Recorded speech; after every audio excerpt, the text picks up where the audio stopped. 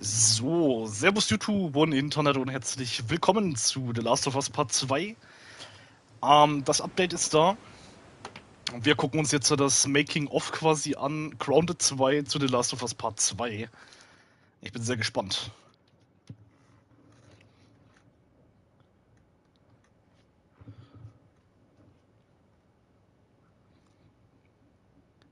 Oh, bis jetzt.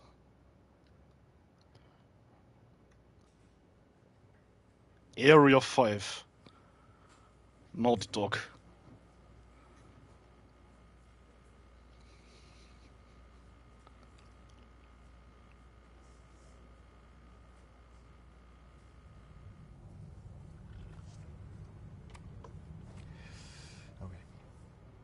Okay. Thank you all for what is about to be a very long presentation. So Anthony and I ran some numbers, and to our best guess, The Last of Us Part 2 is 10 to 30% longer than Last of Us Part 1. However, this is the most detailed story presentation we've ever done. Like, if you think about the presentation for T1, where we kind of talk about the quarantine zone in somewhat detail, even though most of it changed. And then it's like, and here are some things that might happen with Joel and Ellie. They might go into a spore-filled subway tunnel. They might fight some cannibals. At some point, Joel will get incapacitated. This has everything figured out, even though it might change. Every character is accounted for. Every cinematic is accounted for in this presentation, which means it's going to feel twice as long as the first game. So when you freak out, that's normal. That's part of this.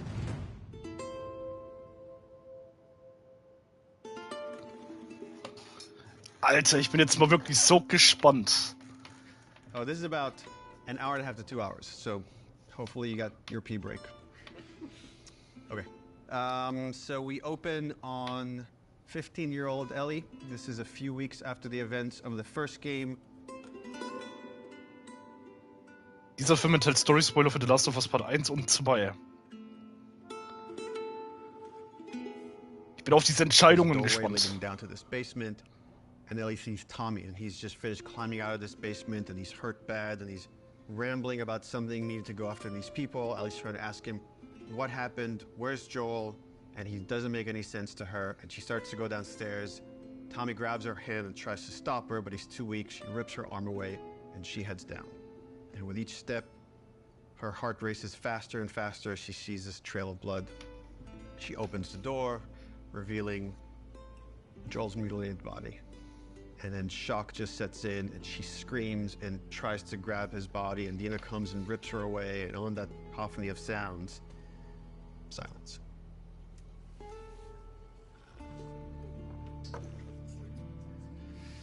Oh, we're just getting started.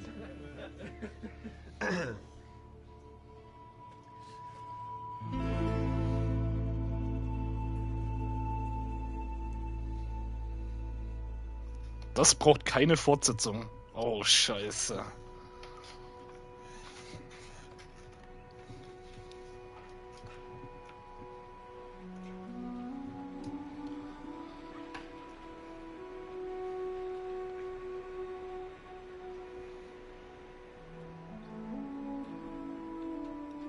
Sommer 2013. I've been working on this game since we finished. Well, really, been thinking about it since we finished The Last of Us. So many people were like, Last of Us 1 is so perfect. It should never have a sequel. They shouldn't make a sequel. They're like, oh, it wrapped up super great. But I think actually, if you look at the ending... Swear to me that everything that you said about the Fireflies is true. Ellie is accepting a lie. I swear. Okay. She has a very good bullshit detector. She knows something doesn't feel right, but I think is too scared at that point to ask. How long can you really live with accepting a lie like that? The Last of Us feels like an origin story for this survivor in this post-apocalyptic world. Seeing like how Ellie has become such a strong, unique character, it really felt like, you know, if we were to do a sequel, it'd be a shame for it not to focus on her. Move the fuck out of the way. Yeah, once we're done with this whole thing, I'm gonna teach you how to play guitar. Yeah, I reckon you'd really like that. What do you say, huh? Joel, he's gonna teach Ellie to play guitar. That always felt like that's just this like unanswered promise that like was kind of lingering at the end of the first game. We did this thing called One Night Live, where we had the actors come on stage and reenact certain scenes. Say we get you to the Fireflies. What happens next? Marlene, she said that they have their own little quarantine zone, and that doctors are still trying to find a cure.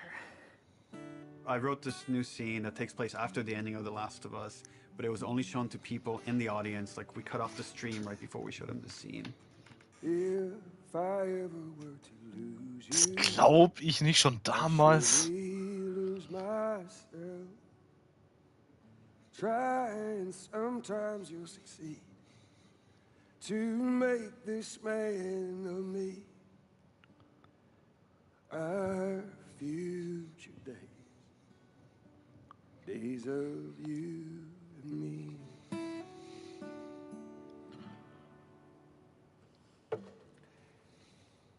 She's yours.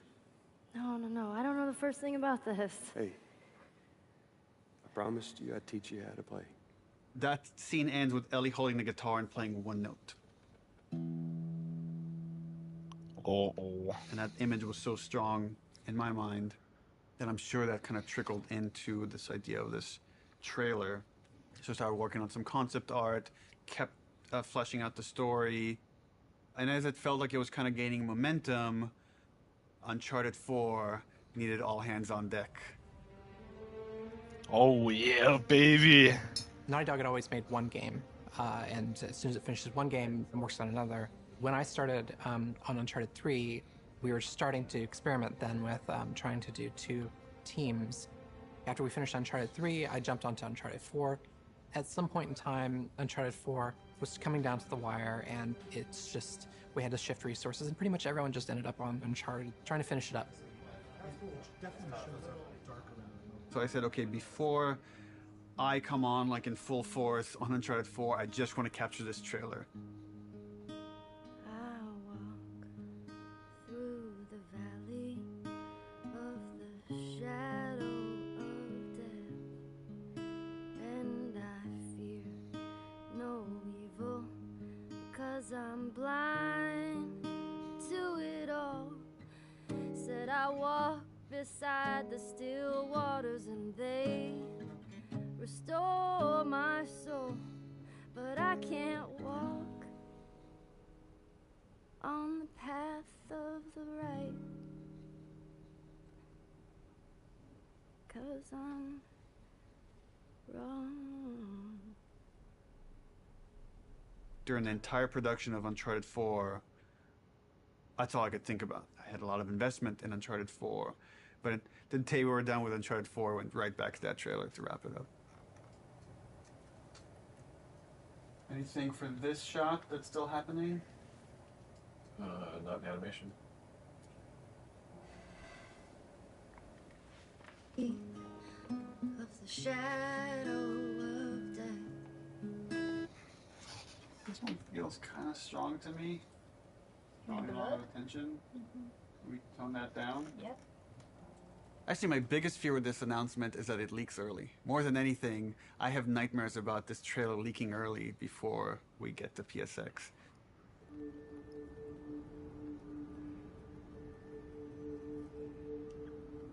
PSX, die war glaube ich 2017. Experience.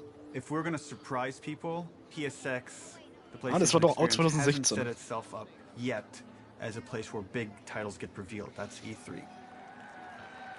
Alter, dieser Reveal-Trailer war so heftig.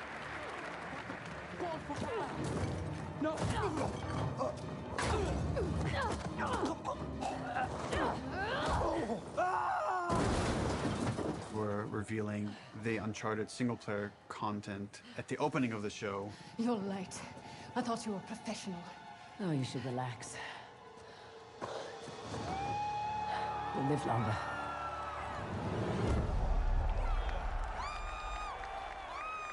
no one's going to expect a second Naughty Dog title to be revealed in the same press conference. Please welcome to the stage, Sean Layden. There's one more special unveil we have for you tonight. Please enjoy it.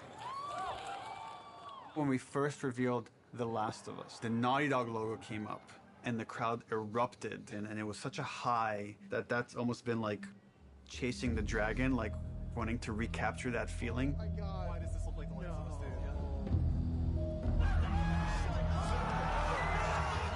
Playing it at this surprising moment, I'm hopeful it will have a similar feel.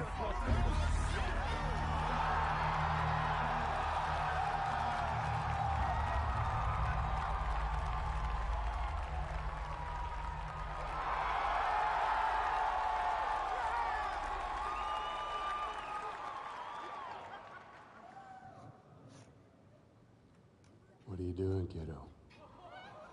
People outside the studio have such an attachment to the first game, and I've definitely seen fears about not wanting to make a sequel because somehow if it's bad, it will tarnish your feeling about the first game. I'm gonna find.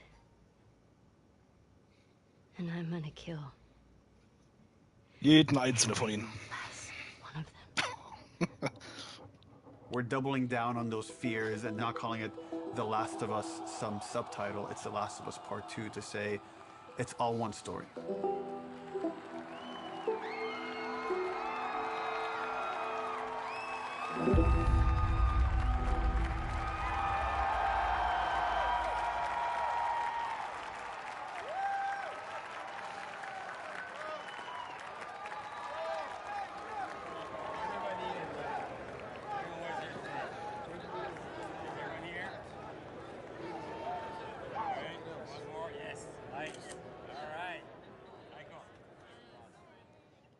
Eine erzählenswerte Story. Alter, ich bin so gespannt auf die Entscheidung, wo sie getroffen haben, dass Joel dann wirklich der Tod sein muss, ne?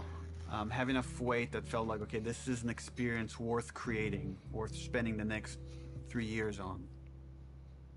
I became really intrigued with the idea of the cycle of violence and how, like, certain events would trigger acts of violence that then would beget more acts of violence. It's almost never satisfying. It never brings the person you love back. And despite you thinking it's going to bring some closure, it doesn't.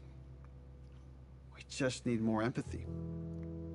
Wouldn't it be awesome if we could create an experience that lets you safely explore those feelings? With that theme, all of a sudden everything fell into place and this outline emerged. The whole catalyst for what starts the second game is Joel killing the doctor.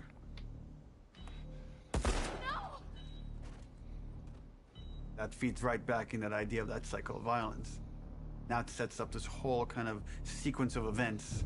We're gonna start the game where you're playing a new character. That sequence ends with this character killing Joel. And we really have to paint her as this monster. Oh my God. Then when you play the next chunk of the game and you're Ellie and you're gonna pursue justice, quote unquote, and you're gonna go kill this entire crew, we're gonna go back in time and show you that same sequence of events, this character that you saw as a monster, to now get you to see things from her perspective. And how this crew is a bunch of people trying to survive in this world. And they had their reasons for pursuing and finding Joel and killing him. And the story was becoming very epic and ambitious. And I had a few parts that I was kind of stuck on. And I felt like to kind of shake things up, I wanted to bring in another writer. I thought it was a very thoughtful story about violence and obsession. He had Abby, sort of like this girl who was the daughter of the doctor. And that Ellie would go on this vengeance quest. And when he was like, and then Ellie actually kills Abby, I was like, what? You're gonna... Yeah, let's fucking do it. Not only is she contributing in a lot of ways, I feel like she's challenging what this story can be.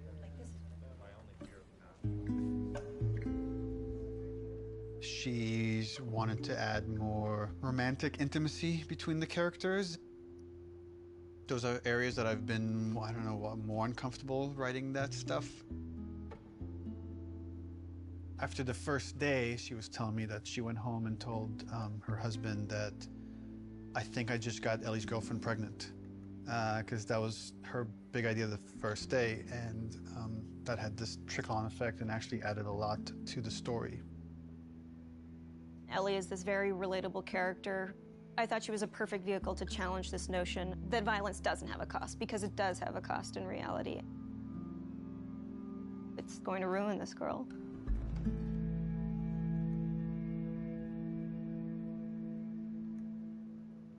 You know, people love Joel and Ellie, and we are about to kill one and make the other one a villain. I was very nervous telling Troy we're going to kill off Joel. In the first game, he was advocating that Joel should die. When I read the ending to part 1, I was like, you're gonna piss a lot of people off. Let me go. Marlene is the closest thing to a parent that Ellie has had outside of Joel. You just come after her. A lot of people got hurt, and Marlene would be one of those people. Joel has crossed these moral lines, and therefore he deserves to die, and he thought it might be a more dramatic ending. And I was like, no, you're crazy. But then in the second game, that's why I was thought oh, he would take it pretty easily. He goes, so Joel dies, and he's like, so this happens, and then and I literally had to stop. I was like, can you give me just a second? Just it literally was as if someone was telling me about how my friend had just died. I think he kind of took it hard. It was like the character meant so much to him.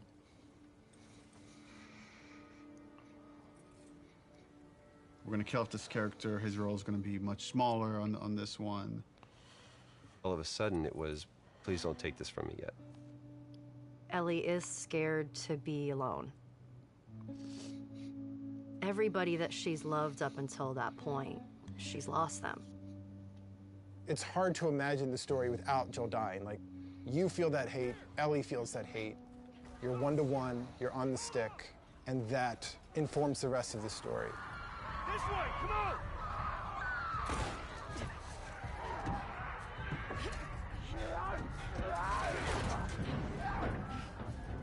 You okay?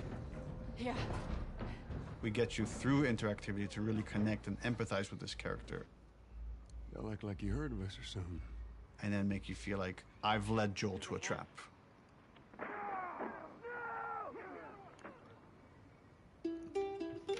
Keine Angst vor Veränderungen. When we started out making Last of Us Part 2, Neil actually wanted to be very ambitious about changing the game almost entirely. In the first 4 or 5 months, the game was actually kind of an open world, inspired by Bloodborne.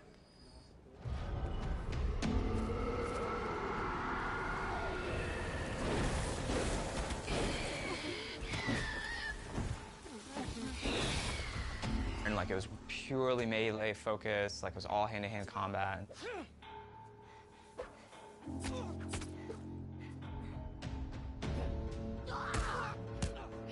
It wasn't just the melee combat, we were also looking at sort of layout structure. Bloodborne had a very sort of an open space that sort of kept getting bigger and bigger as you explored. I really like that feeling that you get of mastery over the world. It starts to become kind of almost a character in the game itself. And so that was also something we were looking at.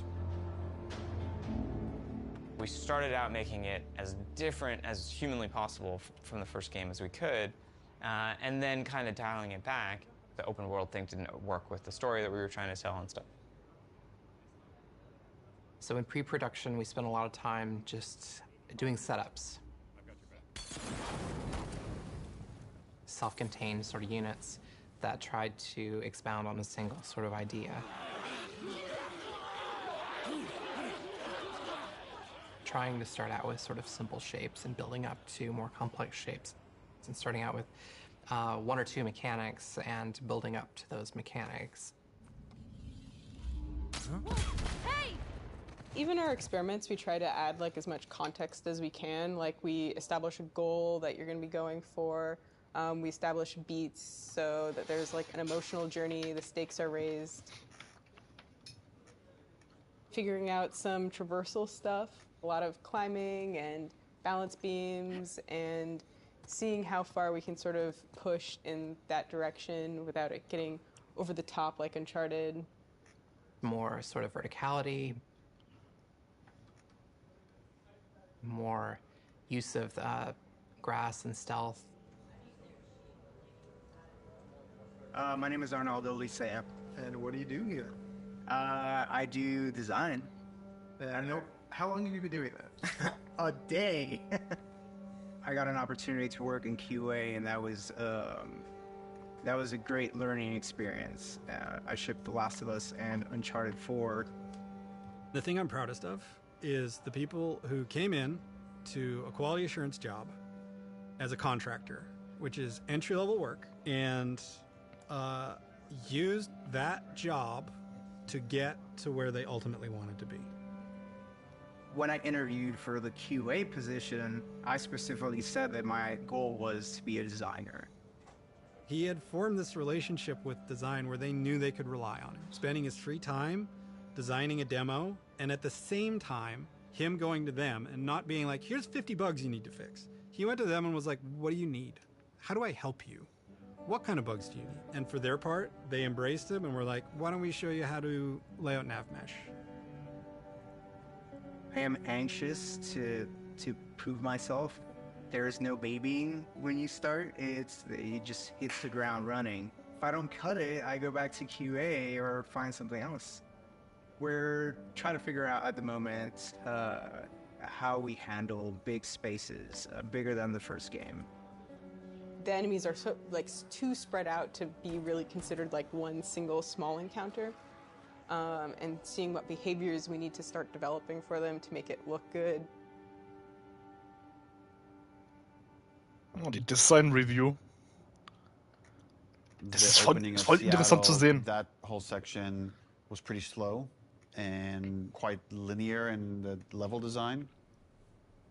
Let's assume that there's guys in this building, someone's starting to shoot at me from the second floor. So, okay, if I'm on the horse and I'm getting shot at, I can't take cover with the horse, so probably first thing I'm going to do is jump off. And that's slow and clumsy, and maybe we can make that faster. It's like, but once I jump off, I'm going to want to take cover behind something. It's like, okay, I'm taking cover. Now what the fuck do I do with this horse? I assume the enemies are going to shoot at it. If they don't, that's kind of weird. Does Dina ride off with the horse to help it stay safe? Well, that sucks because I'm trying to build a relationship with Dina, and if my partner leaves me, that makes me like her less. I'm like, okay, so Dina has to get off the horse and take cover with me and help me engage with the enemies. Okay, but the horse is still there, so what happens with this horse? Does it ride off on its own in order to like protect itself and then come back after? Oh, that feels too intelligent for a horse. That seems a little funny. As soon as there's range combat, the horse kind of makes it fall apart. What if we did this whole sequence on foot? How do I approach this building? Imagine this is more dense with cars and ferns and interesting ways for me to close this distance. Maybe when I get close enough, two militia guys come out. I have this little firefight with this front before I could rush forward and go into this building, climb up, and take out the sharpshooter that was harassing me. Really simple, small fight. Now there's tension. Guys can come from anywhere, like from this rooftop, from these windows. And that really inspired us to take some pretty drastic changes as far as the flow, inserting more combat, opening up the layout to give the player more options as far as how they explore the city. You can imagine this as being kind of the hub with it poking into streets, and I could go into the streets and explore and find those locations, what we're kind of calling dungeons. So that's the plan. Some of these changes are big, but it got us excited. This feels like a true evolution of T1 as far as going more systemic and giving you options. If there's concern, it's about scale, it's about scope, it's about can we actually build this thing? The scope is always bigger than the last game. It always has been. It always will be, probably. But this scope on this game is something pretty extraordinary. Everyone seems to agree that the thing we're building is going to be cool. Once it's done, it's just that it's such a big game. Our games have become more and more ambitious, and the studio has gotten a lot bigger. When I started here, we were 40 people. Now we're over 300. You can't handle that many people with a flat hierarchy. As we grew, we've had to introduce new titles just to control management, control communication, make sure things don't fall through the cracks. We have no producers at Naughty Dog. There's so many talented people here that you can rely on and lean on. It makes the game better, and that's really kind of the secret sauce of Naughty Dog, is how collaborative it is. So sieht's Find the right aus. people who really want to do the best they can possibly do, and then you kind of give them the resources to try. You're getting what you asked for as a creative person, right? You're kind of getting the freedom to go as far as you can go, but sometimes I think we need to be saved from ourselves a little bit. With The Last of Us 2, there's a real sense of opportunity. This is going to be a much cleaner production than we've done in the past. We're going to get it right this time. This is the first project that has had the proper pre-production period, where we have locked down, for the most part, the story beginning, middle, and end before we started production. That hasn't happened. I don't know if that has ever happened, now that I think about it. It's a very, very messy process, which is, again, why it's a lot of times really difficult to... Ja, zum Beispiel 2016. Right now, we are planning on springtime of 2018. So when springtime 2018 comes around, The Last of Us 2 isn't in stores, you can look back at this and say, well, I guess their plan wasn't exactly... Das hat nicht ganz funktioniert. Ist ja letztendlich 2020 geworden. Historically, we've done very poorly at Druck von der being Presse. efficient without the pressure of an external deadline. Every time we have some showing of our games, if it's going to be seen publicly, it's got to be one of the best looking playing things in the industry. For example, the first trailer was coming online, and that forced us to define the look of our game, define the location of where the game takes place, define Ellie's look and her age and her hair and her outfit. We're forced to make those choices. We can't just keep iterating because there's a deadline. We want to try and schedule the game using these milestones as soon as possible. Which means we got to keep the marketing rolling, which means next E3, 6 months away, we need to look at a gameplay demo. E3, it's always been the biggest and most extravagant showing of the game industry. Ah, das ist dieser Trailer gewesen, oder? Mit den Scars. We need to figure out what the gameplay is, because right now it's just we've got a bunch of like cool prototypes and stuff like that, so it's scary, but we work well under pressure. We were hoping to be really aggressive and show at E3 2017 just to really kick the project into gear as fast as humanly possible. Das ist es, oder? We want to break it up into a roughly 2-minute cinematic, a flashback sequence that will set kind of emotional context for what will then go into a 5-minute gameplay sequence.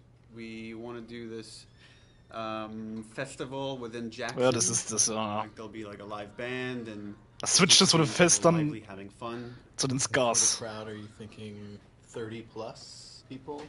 Frank says we could do a 30 variation.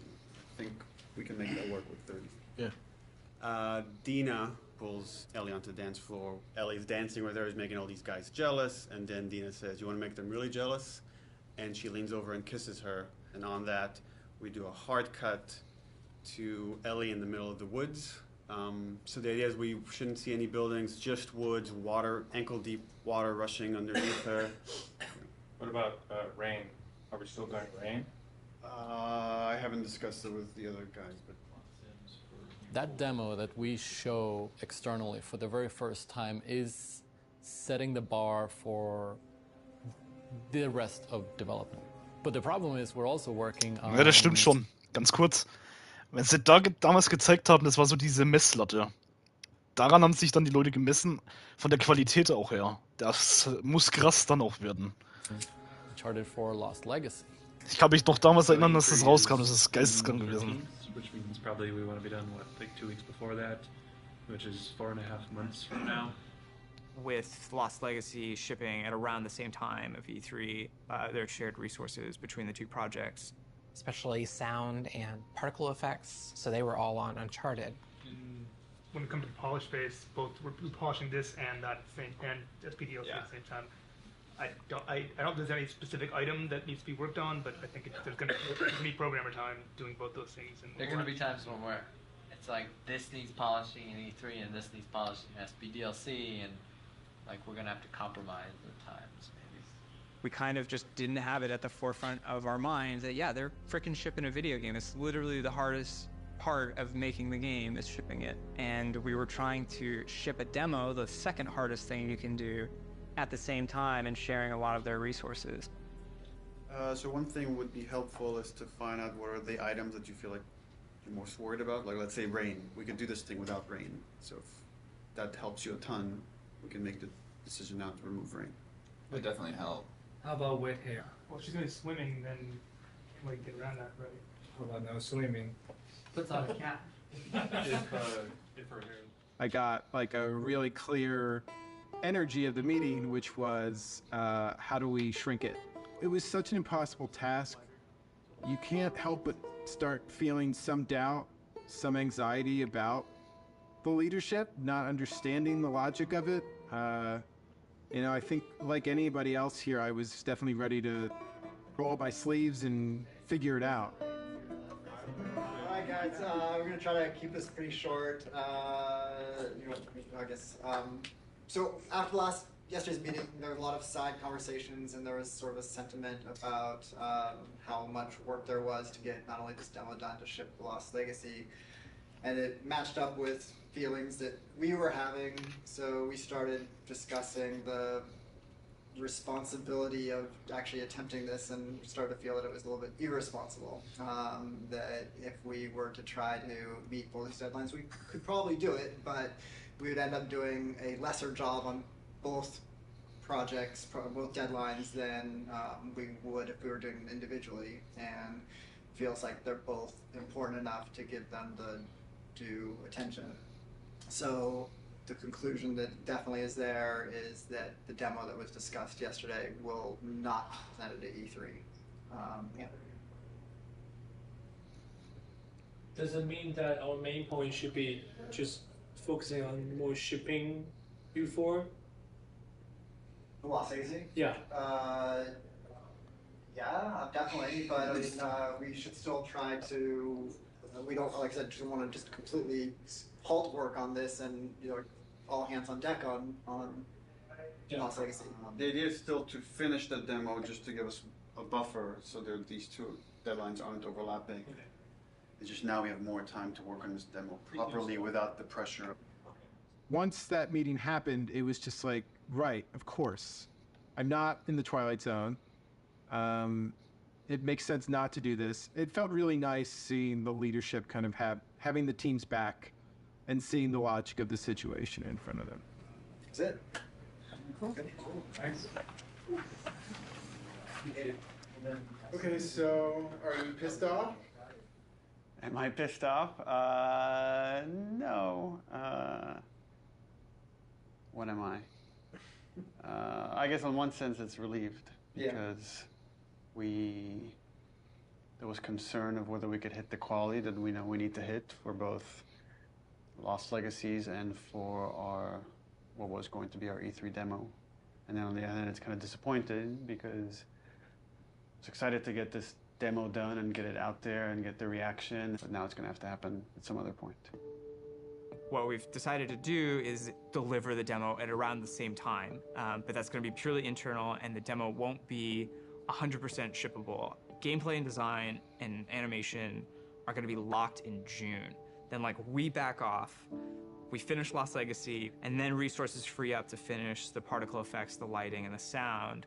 And then we ship just the glossiest, best-looking demo you've ever seen. We burn that to a disc at the beginning of January, and then we don't touch it again, and nobody sees it until E3. It's going to be really interesting to see if we can really, really commit to being done, 5 months, 6 months in advance of E3, and not be tempted to say it could be a little better, let's go back. And we really just need to have the discipline not to do that. But that then left us as like, okay, what's our next marketing beat? What are we going to show next from this game? So now we have a new plan where we're going to release a cinematic around PSX time. I think we're going to do it at the Paris Game Show. This seemed like a pretty intriguing scene to introduce Abby. That whole scene is going to be our next marketing beat. And then we're not going to say much about it, about how this fits into the game, where it fits into the game. Eine andere Perspektive. Abby evolved over time, and if you look at the concept art, like the character looked very different than where we've ended up.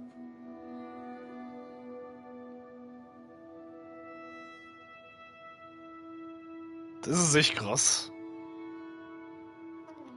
I don't remember at what point we decided to go with someone like really kind of muscular and broad, but I remember once the idea came up, it felt very fresh.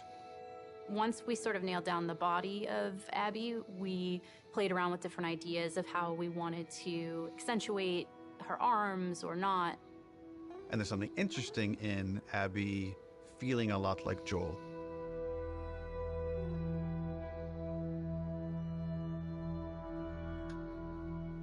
So when I got cast, Neil was like joking around, and he's like, "You should Laura probably beef Bailey. up in order to play her." And I'm like, "Ha ha, yeah, it's mocap, whatever." And he goes, "No, really, you should probably beef up to play her." And I was like, "Oh, yeah, you're right. I should totally start deadlifting as much as possible." So I did, and I was training like crazy, and then I got pregnant. What are you gonna do? We need to separate her from Ellie. It shouldn't feel like I'm playing a reskinned Ellie, that Abby should, in many ways, look, behave, fight differently.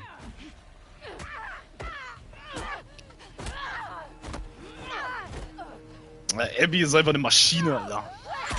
So in gameplay, we've discussed, well, she needs to have different upgrade trees. It means we have to make the investment of capturing a whole different moveset for Abby. We can't just remap Ellie's animation onto Abby. Das wäre auch ziemlich dumm gewesen, es sind ja zwei komplett verschiedene Charaktere. Vertigo. Das haben sie auch so geil gemacht. And that helps build empathy. It makes this character real. We let you both live, and you wasted it. She's aesthetically a very intriguing and iconic and powerful character. Abby, who are these kids? They saved my life. Can you take a look at her? Once she's killed Joel, what is Abby's motivation? What is she trying to achieve? Her redemption is really taking care of Yara and Lev, these two kids that are from a warring faction. You know, she has been taught to hate them. There is an inherent xenophobic reaction to them. It's about saying, can you come to love your enemy? Scars built all this? Seraphites. Yeah, I was gonna say that. These are kids that grew up in a very different context as Ellie, and, you know, how they live their lives and experience the world is totally different. Got your present. I'm getting really attached to Lev. He's been able to keep his head up despite losing so much himself in a world that is so harsh. We're taking too long. Can't move any faster. We won't do your sister any good if we're both dead. I really like his dynamic with Abby. Her having this, like, fucking brassy little sidekick who calls her on her shit in a way that nobody else can. What's going on between you and your friend Owen? Oh my god, Lev, now? It seemed really awkward. Just go! Who understands the sort of sense Ich of lieb diese Stelle. being orphaned in a way that a lot of people can't. How long have you two been on the run for? 2 days. What the hell did you do? I shaved my head. They want to kill a little boy because he shaved his head. I am not trans, so it's a very delicate thing to tell a story of an experience that I've not had. And that's something that we want to take seriously. Did you hear what they called me? Yeah. Do you want to ask me about it? Do you want me to ask you about it? No. Okay. It's really about trying to create a multifaceted character who is trans, and that is absolutely an important part of who he is, but also a part of who he is, not the whole of who he is.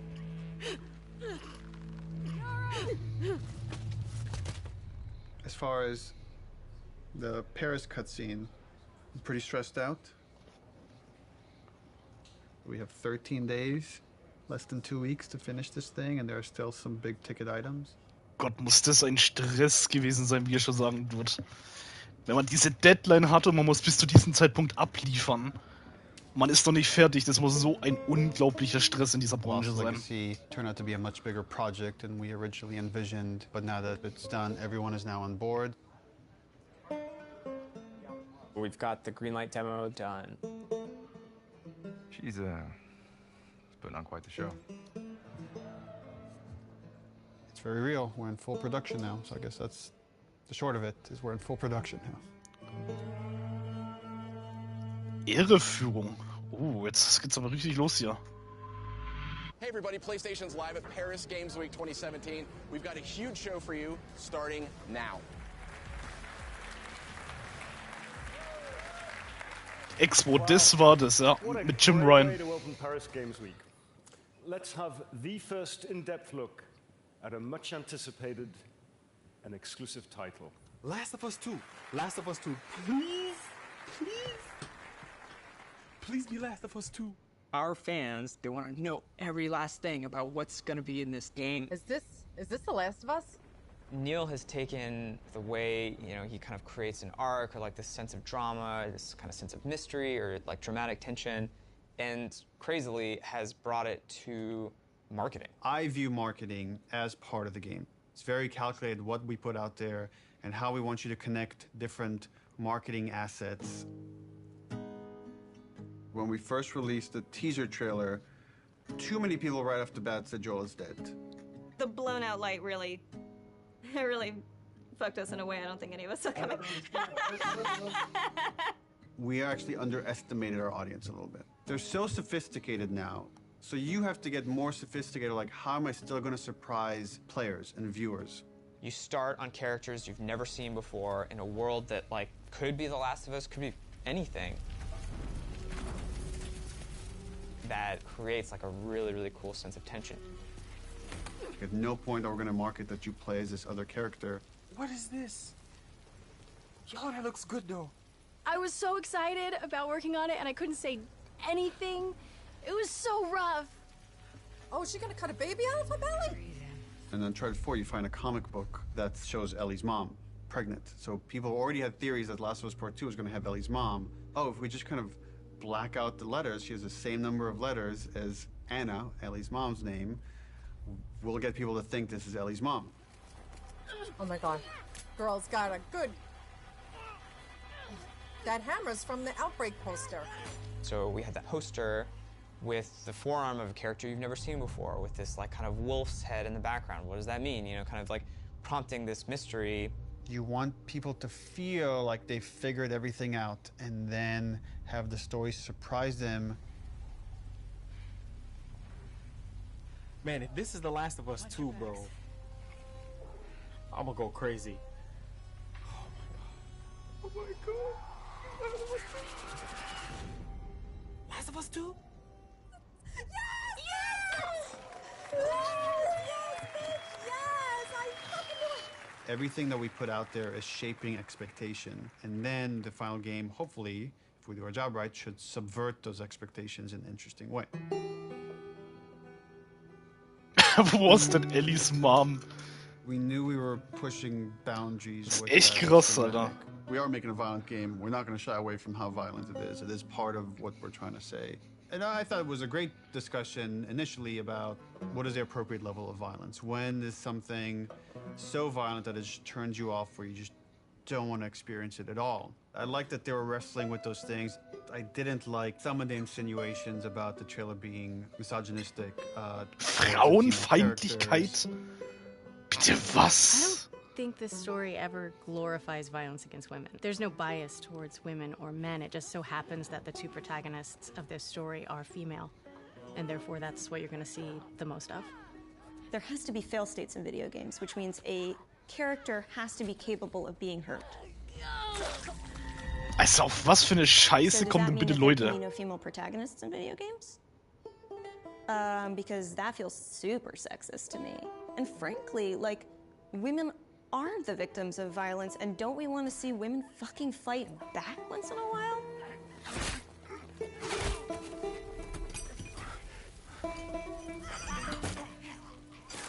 that character, her hand getting hurt, it has consequences for hours of gameplay to come. One article even like asked the question, were any women involved in the making of this?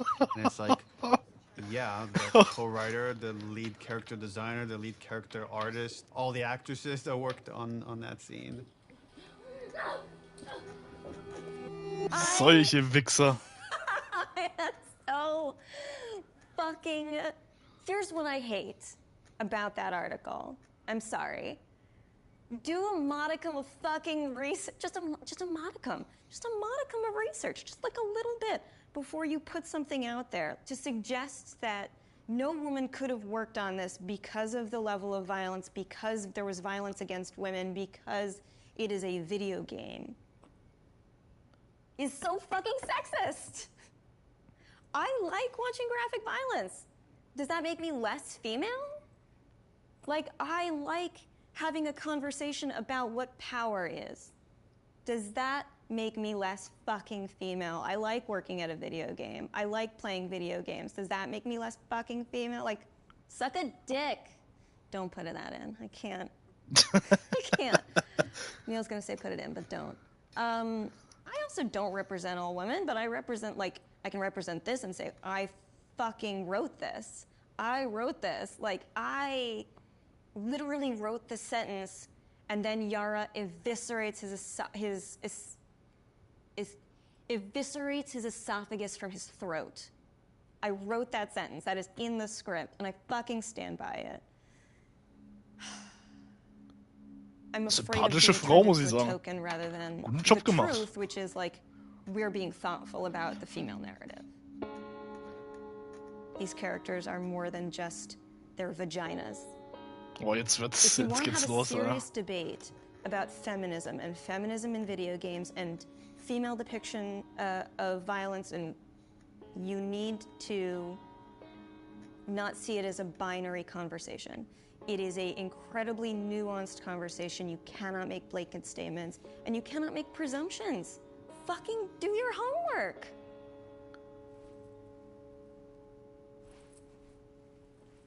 I'm right here. I'm tweeting. Barmungslose Gewalt.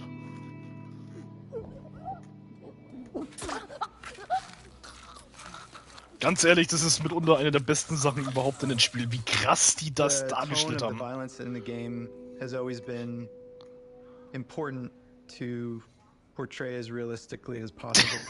Das haben sie so hinbekommen. Our job outside of just drawing up concepts is really pushing our reference pipeline to make sure that the character artists are getting the most realistic examples of whatever they're working on.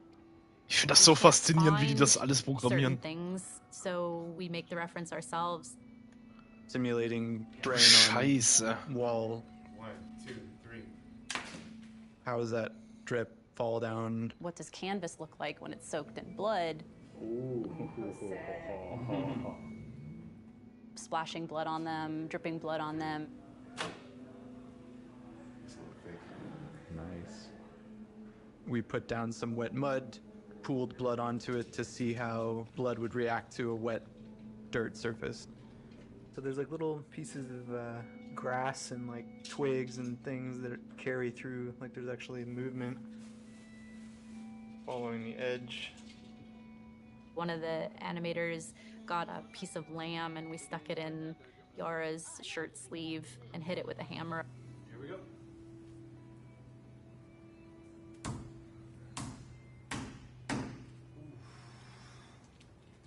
Yeah, we have a break. She's gonna need to hold this as straight, because if she does this, it's gonna, you know, just the weight of it's gonna want to make it fold. Oh. So I'm trying to keep it as straight as possible. This past week's shoot was specific for the infected eating people's jugulars, and there was a concept that was done with like blood running down the mouth, but it's like, would that happen? Like, let's find out. Oh, Junge! Alter! I got on the ground and pretended to eat away at like a bloody soaked rag that we made.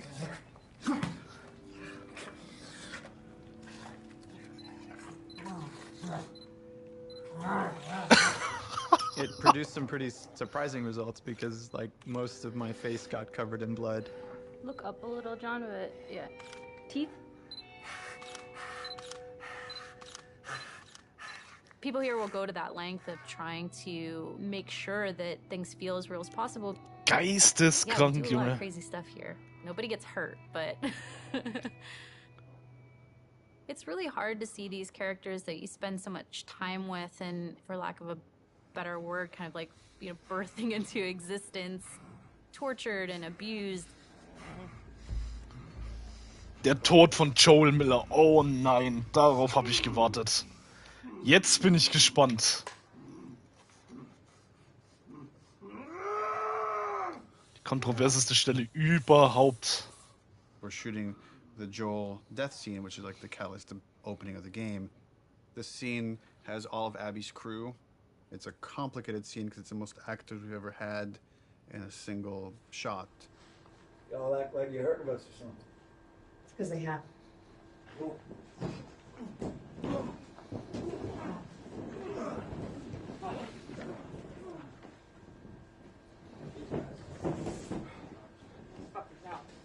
Or Joel doesn't die. Now that you got that. Hold on. Hold on, sorry, yeah. The minor line So change. then what happens is Yeah, all yeah. of us become friends. Knowing what was going to happen and knowing how it was going to happen, I got very fearful. There's so much weight to this scene. This scene has to be right. It's really difficult to reshoot it if we need to. Within the first game, having to call Troy and Hannah back to reshoot Sarah's death was very, very, very difficult for me. The last time I tried to do a big emotional scene, Don't do this, please don't do this, don't do this, don't do this, don't do this, please, God, no. Schauspielerisch wirklich so it didn't go meisterhaft. too well, and we had to reshoot it. Don't do this to me, baby. Don't do this to me, baby. Come on.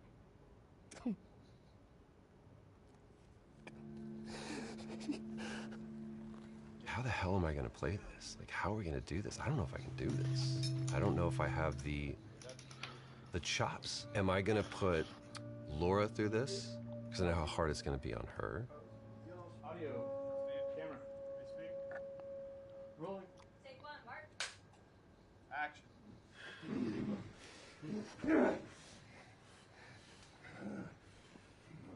Joel Miller.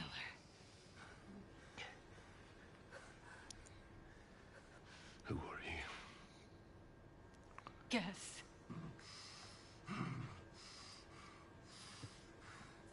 Why don't you just get out whatever speech you rehearsed? Get this over with.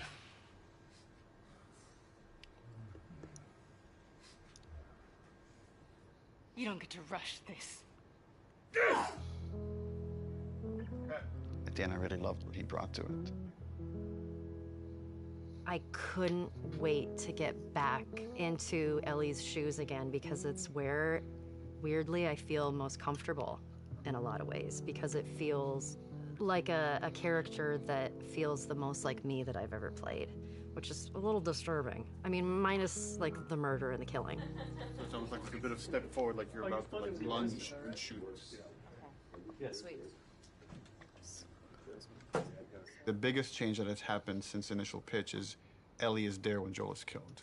It used to be she came across the body, and then she had to rely on Tommy's testimony of what happened, and we shifted it, which made it much more dramatic and intense for her, and I think puts more of it on screen and again, allows you better to understand why she needs to pursue these people. Das war die richtige Entscheidung. The hardest part for me was looking over at Ashley. No! No! Knowing that Troy was gonna not be a part of it as much was really hard. And knowing that Joel was not gonna be in Ellie's life anymore, it was hard. So much of that day kind of feels like a blur because there were so many feelings involved in it. What I had to do, I felt was very, very little. There's one reaction, and beyond that, we're on Ashley. There was no acting. There was pure, raw emotion. I'm staring in the face of that. Joel!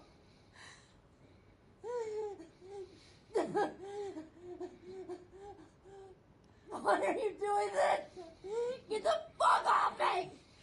I'd lost a little bit of my voice. I couldn't scream like as loud as I wanted to, you know, to get that frustration and that sadness out. Ashley was behind, crying, and God. And knowing Abby was taking this away from her was very difficult. And so I was crying when we were filming that scene.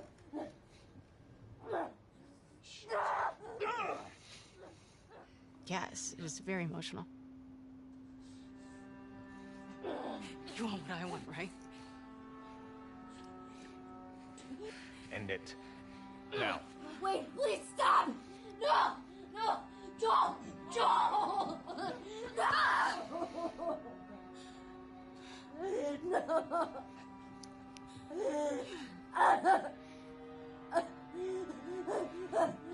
We want him to die in this really unforgiving sort of way. Like, it needs to feel senseless for you to say, fuck these people, I'm gonna pursue them to the ends of the earth and make them pay.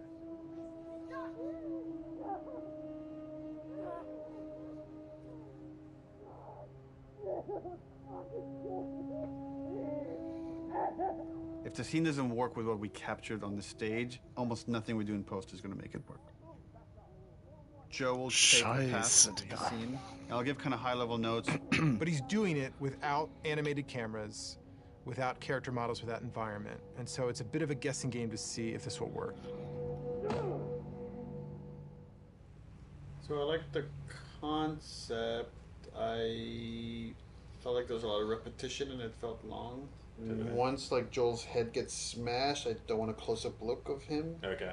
I wonder if we could do like the smash from the back of his head.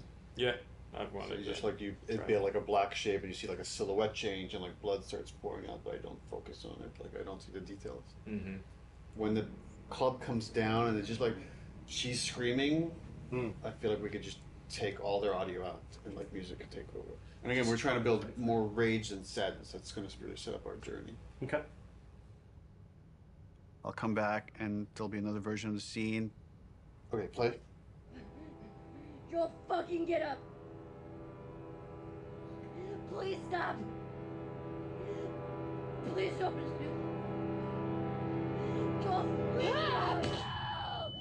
No! No!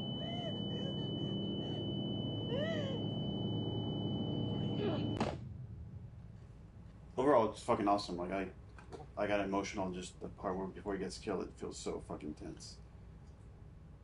There certainly is still a ton to do. We still have like 45 scenes that haven't even been looked at yet. It's terrifying given our deadline. The process right now is just getting Neil. We just need to get Neil into the room. Which one are we showing first? We've got essentially 3 versions. The one that I did, and this would work with what we're talking about doing with the scene, and then...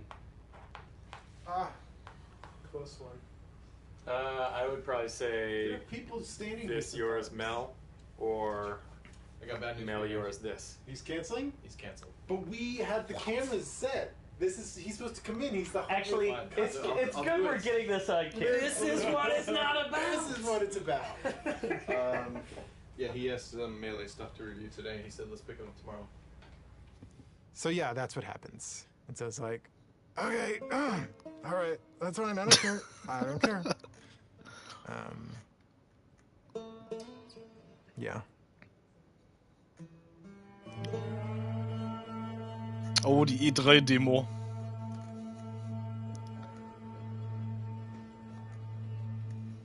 I get called up to Neil's office one day.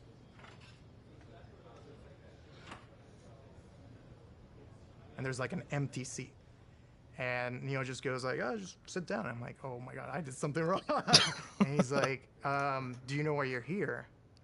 And I'm like, no, are we gonna talk about one of my levels? And he laughs and he goes like, no, you're gonna work on the E3 demo.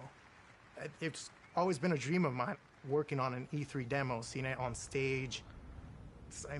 Is this a joke? Like, am I getting pranked right now? So speaking of E3 demos, remember way back Ja, das ist when jetzt die andere you Szene mit guys were Ellie, going ne? to block that content and then not touch Das war ja schon it? 2018, da war ja dann dieser richtige Well. Gameplay-Trailer. And then we ship just the glossiest, best looking demo you've ever seen. We burn that to a disc at the beginning of January, and then we don't touch it again, and nobody sees it until E3. Well, I think we knew at the time that we weren't going to not touch it. It's going to be really interesting to see if we can really commit to being done and not be tempted to say like, it could be a little better, let's go back. Because the game's been making progress for the 10 months or something since we locked that demo down. A lot of advances have been made, a lot of new ideas, new mechanics, and we really just need to have the discipline not to do that. Honestly, it feels like we are addicted to being late. Die wiederbelebte E3-Demo, ja. I don't know exactly what we're gonna do today, other than come up with a really long list. We're trying to limit it to an hour, so we'll be done at 4 no matter where we're at. Looking at the cinematics first. Because we did it so early and had a rough version of it a year in advance, we got a bit complacent.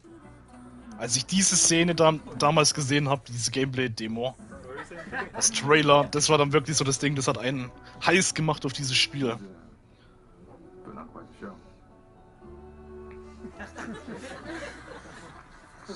Sure is. Where are we on getting physics on these strands? We are working on So for next time? For next time? it. Yes, absolutely. We didn't scramble to figure out what it is we're going to show. We had the structure of like the festival going into this fight in the woods in Seattle. But it was harder to build the momentum we usually have. And I think that panic just wakes everybody up, and felt like it took us a bit longer to get there this time. So then you go in as if to kill this guy, see somebody over there. Oh, breaks 50% of the time, but use your imagination.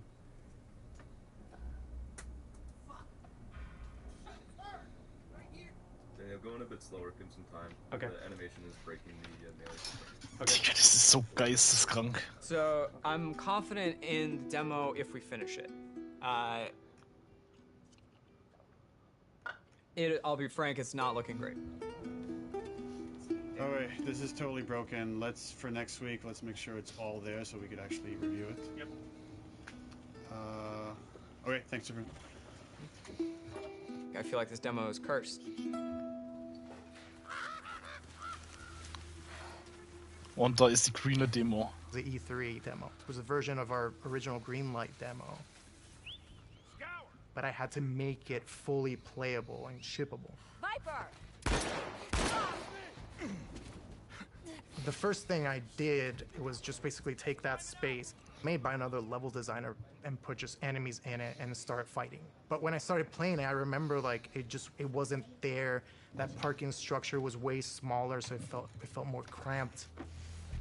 God is good. God is good. I remember going to Neil's office and being like, how much can I change this? And he's like, well, what are you thinking? I'm like, well, I'm thinking like this big thing, and I'm like, just like brand new designer, I'm just throwing out like everything, like I want to do this, and I want to do that, I want to make sure that feels like a sandbox, that it feels like this big space, that it's multiple paths, it's like something like we really haven't done before in The Last of Us. And he just goes, go for it, well, let's do it.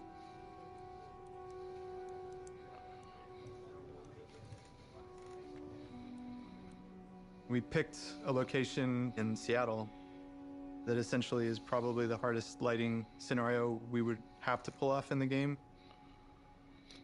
I wanted to get the overcast look nailed because so much of the game's dependent on that.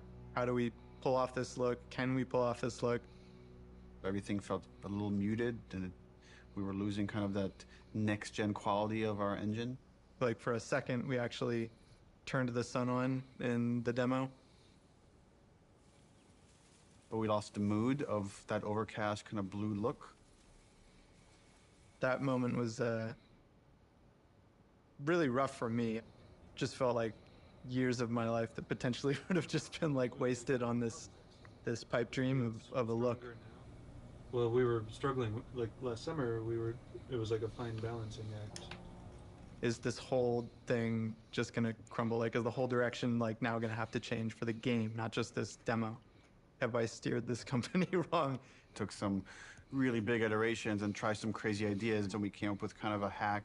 We talked with the programmers and found a few settings that actually gave us exactly what we wanted. It was really like one thing. We faked the sunlight within this kind of ambient look so we could get some directionality of the lighting. That it was like, oh, if we do this one thing, it actually got us the look we wanted. So like, I'm glad that happened. For this game, there was a major push to make a new volumetric fog system. It's not just like a kind of an overlay on top of the screen. That's why it's called volumetric. You feel the volume of it. It's gonna be a little bit thicker near the ground, right? Because there, you know, and you will see grass kind of getting through it. Fog also allows you to see the light. Fog adds atmosphere. Atmosphere brings everything together. Now with this game, we did add recently some new tech that allows us to make some of the water drips more dynamic, meaning that if you have a car, you will see a water, follow the glass, follow the hood, and then from the bumper, you're gonna start seeing dynamic droplets. So that was really cool. And then we can now actually also use this technology to drive blood. Now we can have blood dripping, and we have water dripping. The water trail can pick up where is it bloody. And if it's bloody, it can change its own color and start dripping more red. And on top of it, we also clear out the blood. So what you will see is you will see bloody area, you will see water trails going down, and you will see the water trails washing out the blood and picking up the redness and going down. Really, really cool. In the E3 demo, we do want to show our next-gen animation system.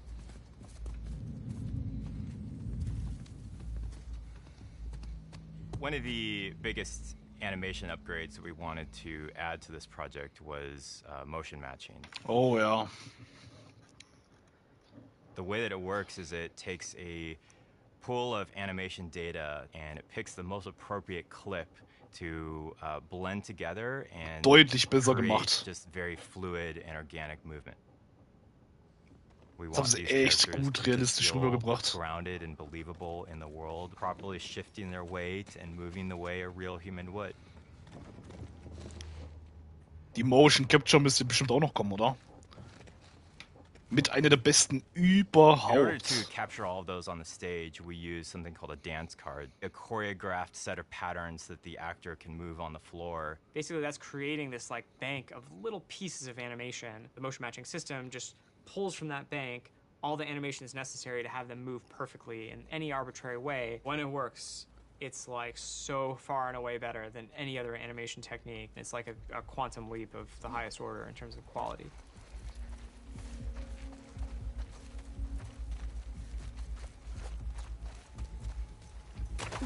Any one mechanic is not maybe anything you haven't seen before. It's the combination of how it all comes together, the way it works with the animation system. The new stuff we're talking about is like, oh, you can be in grass. She went into the grass. Oh, baby. Watch yourself. Like one of the biggest things we do in the demo is jump a gap. It's tough to be like, oh crap, you can jump, you know, like it's like, but it's new to our game. We have to have the best prone mechanic of all time. Die besten Neuerungen. Yeah, no one's ever seen. Bauchlage, prone, and she dodgen, actually, springen. rolls up on her back and aims like this. Das ganze Nahkampfsystem. Like Also, it can never clip through geometry. Being able to rotate 360 in all directions. It can never like do a janky thing when she's reloading while doing it or aiming in water. There's like an IK thing that like lift her chest and head up and then it gets too deep. Now we're in a special prone underwater moveset thing.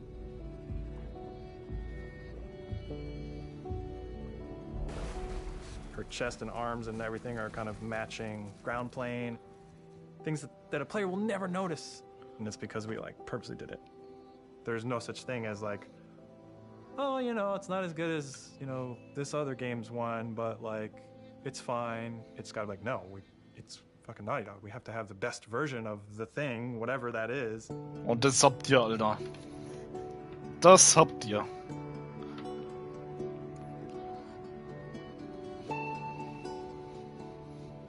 E3 overall was amazing.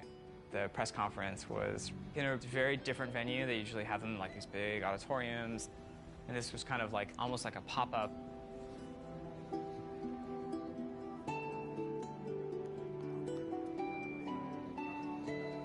It was more like a theme park idea, but it's like in a parking lot, in a tent, in Los Angeles at downtown.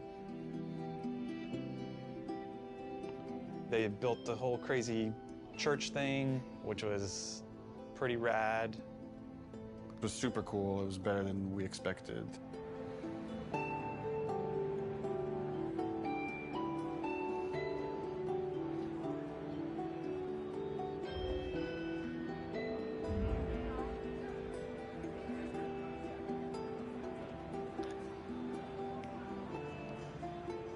And you could feel like the tension of people trying to figure out, what is this press conference? What's going on? What game are they going to show here?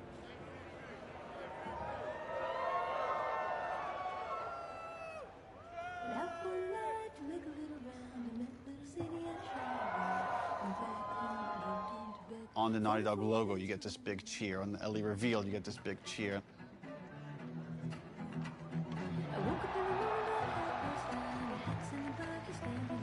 Every moment that we've constructed and planned like meticulously for really a year now hit, and hit the way we wanted it to hit. Maybe they're jealous of you. I'm just a girl, not a threat.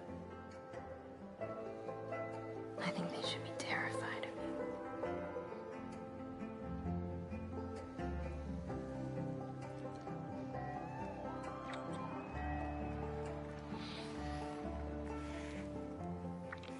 Diese Details halt auch, ne? Wie sich die Nase krümmt, wenn sie sich geküsst haben. Lauter so Kleinigkeiten.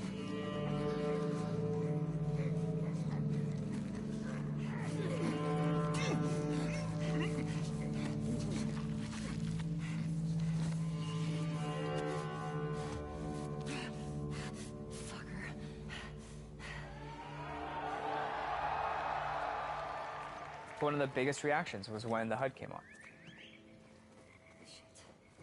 They looked at that forest and thought, there's no way it can look this good. Like, that's impossible. But when we flash the HUD and be like, yeah, that's it. This is the real game. People are not ready for this. Like, this is going to fuck you up.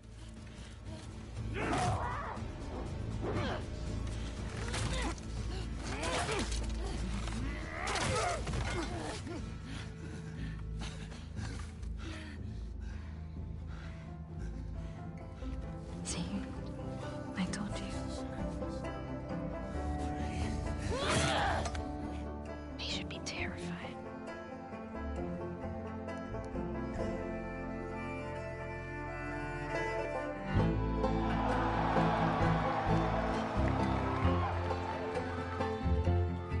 It was electric.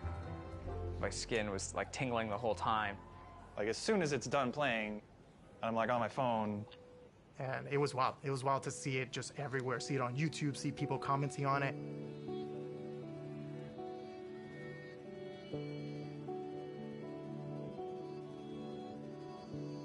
Oh, nee, Digga. But it was a really special moment. I shipped something, like, as a level designer. There was such a reaction to the animation fidelity. Holy crap, this is the best looking animation I've ever seen. Are you kidding me?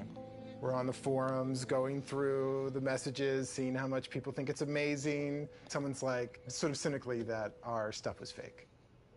I guess it's kind of a compliment to the animation team for like someone to say it's fake when they're working so hard. And right away I responded, I was like, don't respond, don't do anything, like it's just not professional. I was also a little anxious about it because it's a little fake, you know? Fake is an interesting word. There's an argument that he's right. It's not the final polished game. You can't just play this demo in any way. You have to play it in this very specific way.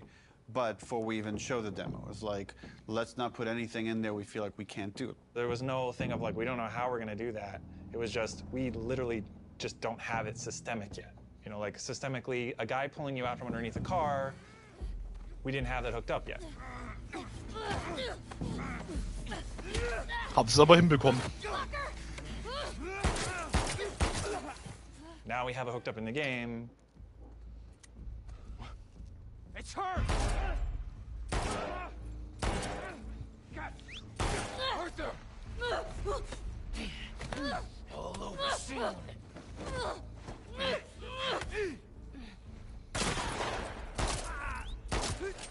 Ultimately, as we're building the rest of the game, if anything feels like it's not the right call for the game, we don't mind changing it. Like, we had certain things in the demo for the first Last of Us where, like, Joel picks up a pistol and takes out individual bullets from it and then pockets it. And, like, we could have done that, it just took too long. So for gameplay purposes, we cut that out. I was talking to other animators. Zum and Glück they haben were sie das like, yeah, gemacht. man, they think it's fake. They have no idea. Like, it's awesome. The same animators who made this demo are going to make the final game, so like I don't know what you're talking about. They were confident, which I'm glad. We knew what we were doing and we knew how special it was. It was a little bit of a microphone drop to the industry, and for many it was inspirational, and they were excited to be able to add some of those details to their games and their future games, and for some of them it absolutely freaked them out to see this might be the new bar that's expected for other games to follow. Part of me is like, oh shit, like, they're fucking calling us out. It's like, we have to deliver this. Like, we always were gonna, but now it's like, people have called us out, so we have to do a full body throw animation when you pick up a bottle and you're running, and not just a partial animation, because that guy fucking called us out.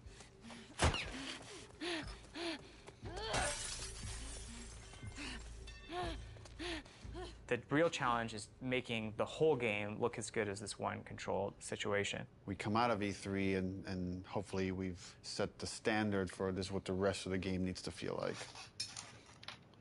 Neuer Blick.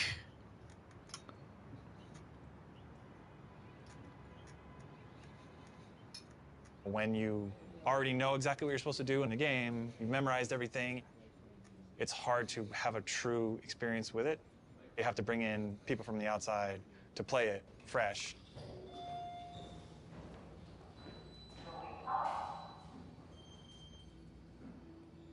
Digga, in dieses Studio möchte ich auch mal rein. And so we try to start playtesting as early as possible.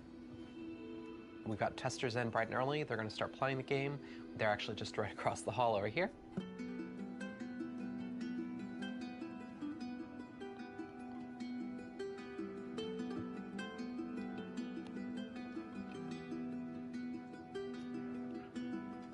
It is a fire drill.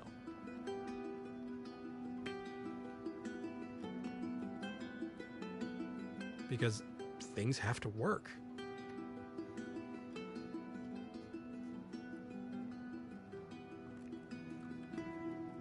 So I'm currently watching the 10 people that we have in at the moment focus testing.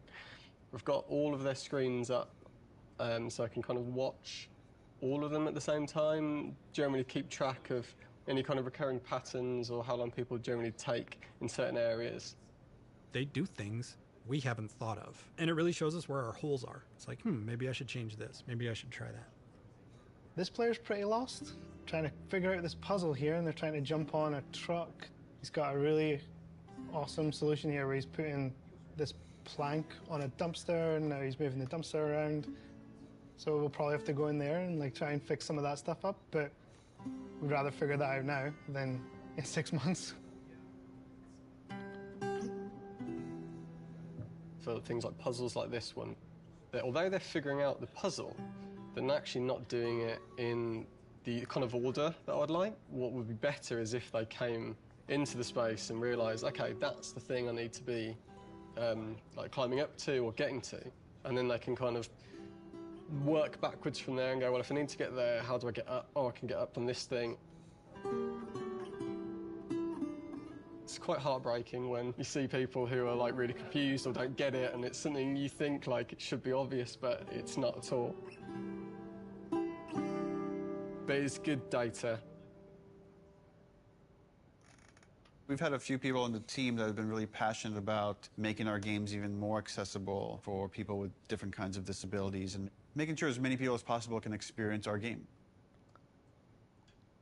Accessibility is something that really touches a lot of people. As we get older, pretty much all of us are going to have probably some sort of accessibility need. It's important to welcome people with disabilities into all of our public spaces, into our shared culture, and that video games are a rich part of that. I love this, that you don't have to have like a 2-button feature to keep her crouched down. This is awesome. I love that. Brandon Cole, he said, I heard you announce this game. What do you think about the possibility of someone like myself being able to play it? And Brandon is blind. I hadn't really thought about that before. I don't even know if that's even possible, but I want to try because that sounds interesting. If you click on the L3 button, it turns the screen and the character towards your next objective. So you're able to sort of instantly sort of flip. It was very much inspired by the talk you gave last time you were here. I figured. Hopefully That's a beautiful thing. We had this feature that let you navigate along the golden path. And we also had this other feature. You could put out this sonar pulse and you'd hear where all the items and enemies were located. Junge, das ist ja But Brandon was playing that geisteskrank. as, this navigation feature is great, but I don't want to just follow the golden path. I want to navigate to other things. It kind of occurred to us oh, we can combine these two features. We can let you scan for items and then navigate to that item.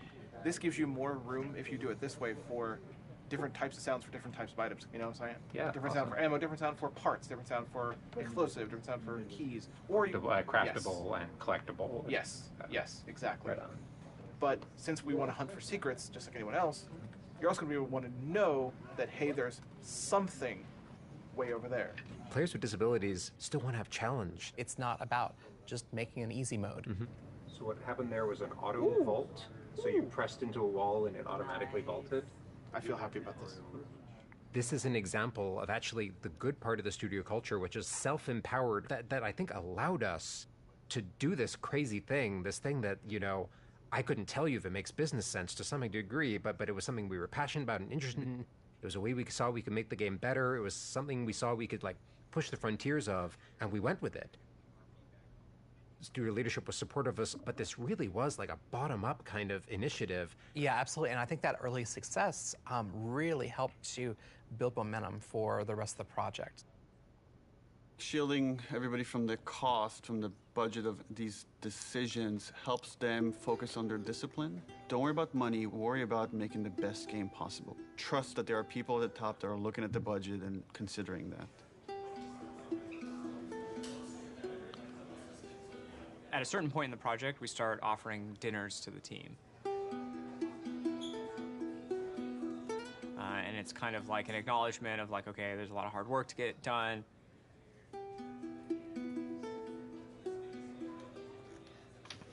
Schau aber das mal an, Probably Alter. gonna want to be staying late. Haben sich aber die Leute gekümmert. Now we are crunching. This is crunch. Ja, das ist Crunch, ja. Verzögerung des Spiels. Es sind ja noch mal 2 Jahre vergangen, ne? 2019 und Release war ja erst dann 2020. This release date is not realistic with how big the game is. People were asking us, is this a real date? Because it's not feeling like a real date anymore, so we felt like we had to react pretty soon. And then at some point it just felt like because people were starting to put in longer hours, it wouldn't have been fair to not figure this stuff out sooner than later.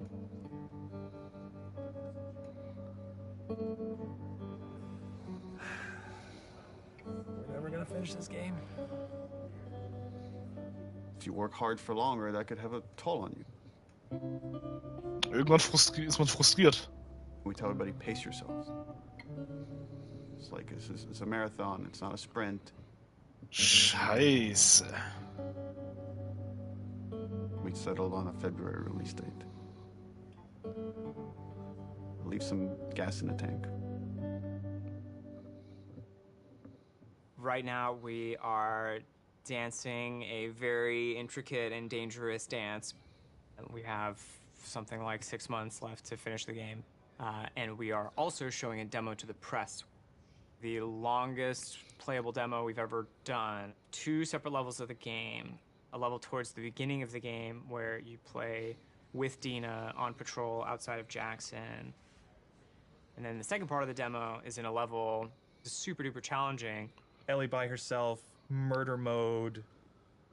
So what we're doing for the press in 9 weeks is really those 2 levels of the game. It's unlikely that we're going to need to touch them again until the game ships. That was really the only kind of demo that we could do at this point that would still help further our production goals as well as give us this like marketing boost that we need. The more we talk about it, the more we convince ourselves, okay, this would actually be a good time to just put out a trailer. Building these 2 major demos and a trailer next to the rest of the fucking game. And it felt impossible early on. It's the thing that's always hard for us to polish. You review these things and we're looking at all these tiny details. It's like, even that shot of Jackson is like, where should the trees be? How much fog should it be? How much sun should it be? How should the sun hit the clouds? How we get all these civilians, the kids, do they have the proper gear? Are they wearing the right clothes? Is the tractor leaving tracks on the ground? That kind of crazy detail can only come through all these departments coming together and rising this occasion to achieve that kind of level of quality. Schaffst du ja auch nur so.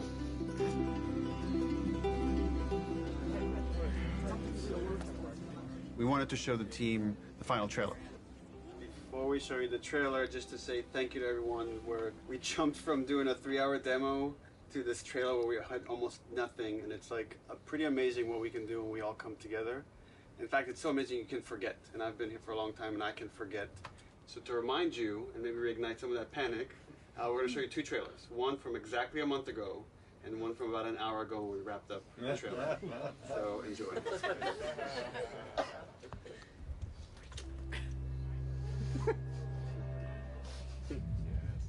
who decided to join us. All right, we all know the drill. Dina, where are you?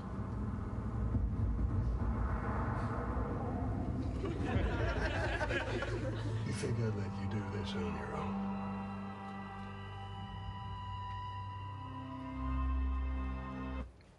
Die Stelle war so irreführend. Keep in mind, this is what the whole game's going to look like. We're going to make it this awesome.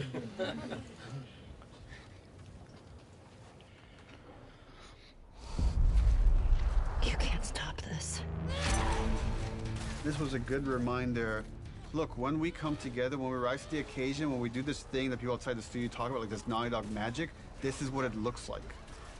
So when you look at parts of the game that aren't there yet, know that we could get there in a pretty short period of time when we're so focused.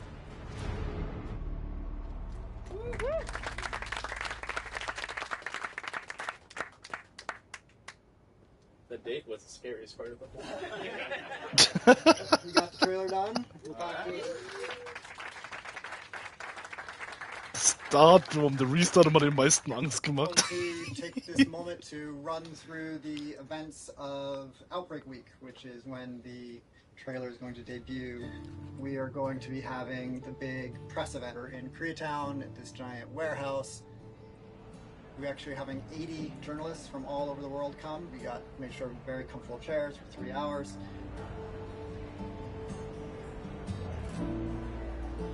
Outbreak Day is the day the outbreak happened in the United States in 2013. In real life, we celebrate September 26th as Last of Us Day. Every September 26th, we've done something for Last of Us fans. When people play these 2 sections, which are very different, I hope and I feel that both of them are equally impressive.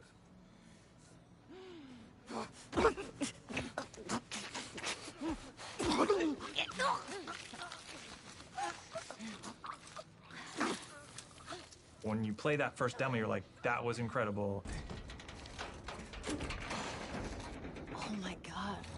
This could have been the whole demo. This could have been the whole thing. It says enough about what the game is. And then you play the other half, and it's like way more mechanics heavy, way more combat heavy. Nein, nicht Hillcrest. Dieses Chapter ist so bodenlos.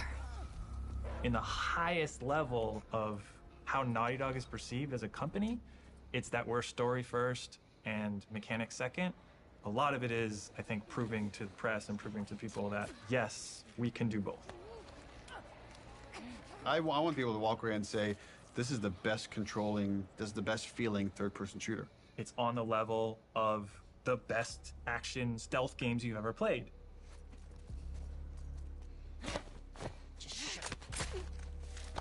So one of the things that I've always found really exciting about The Last of Us is the kind of fidelity with which we represent human intelligence. One of the ways that really helped make them feel more human and more alive was the way that they use their body language to communicate to each other.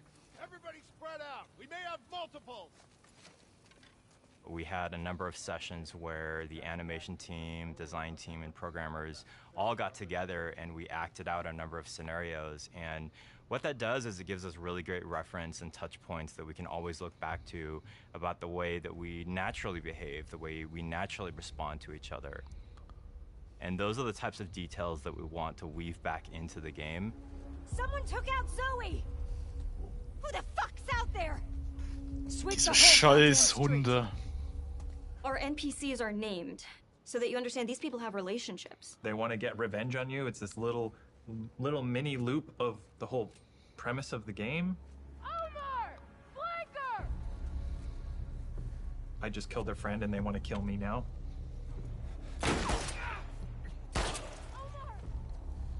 There's a cost. You killed that person. His friend now feels a loss. You know, his dog is now alone.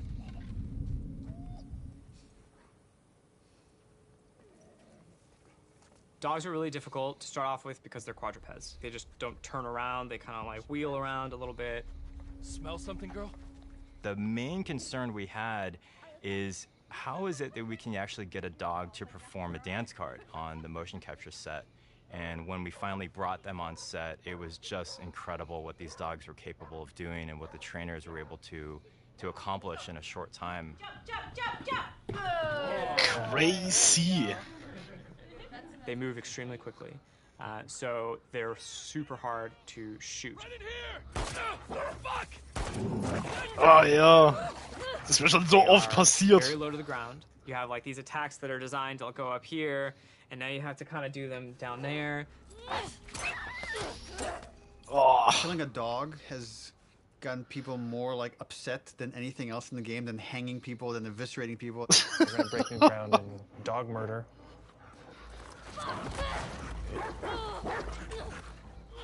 We had like a new scripter start like 2 months ago.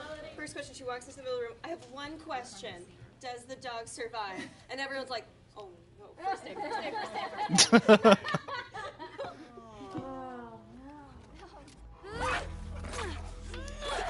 Nein, kein Hund hat überlebt. We killed it, and then you have to love it knowing that it's already dead. So there's gonna probably be people that are upset about that. Oh ja. You want to go to the trucks? Let's go to the trucks. With the notable exception of Alice, we took great pains to ensure that every combat encounter that you fight against a dog, you do not have to kill any of them. It's more palatable to kill people because they're all there because they choose to be there, but all of these dogs were trained to do this exact thing. Das And ist es so you're nämlich. killing an innocent creature. Ich habe schon so oft über die Hunde geflucht und sie beleidigt. Aber die Hunde, das habe ich auch im Let's Play schon öfters gesagt, die wurden darauf trainiert, wie es der That Mann feeling auch gerade of gesagt hat. discomfort, it's exactly what we're trying to explore with The Last of Us. Ironically, Da können die making it Hunde more nichts dafür. realistic makes people feel more okay about killing them.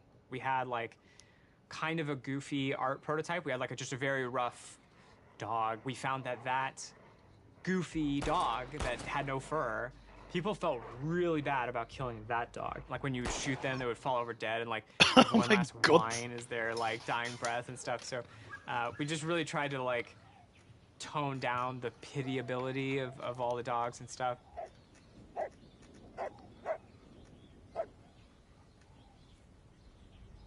The best sound in most games are the stuff you don't notice. Der denkt sich, what the fuck Foley macht in ihr the hier mit game mir? is extremely detailed.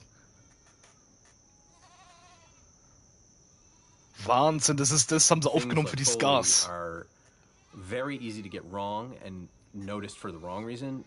very difficult to get right, but when you get it right, no one's going to pat you on the back for it. Audio guys are kind of a different breed. We listen to everything all the time. It's kind of a curse. Ah, das ist das mit der Brücke gewesen. Mit Abby. Da haben sie das Geräusch, glaube ich, hierher geholt. Ja, ich hab's gewusst. Assets from a library that's like commercially available has been diminished almost entirely because we have very specific needs. Do one more of those? Oh, oh mein Gott, Junge. We're trying to take what we did in the first game and bring it to another level of detail.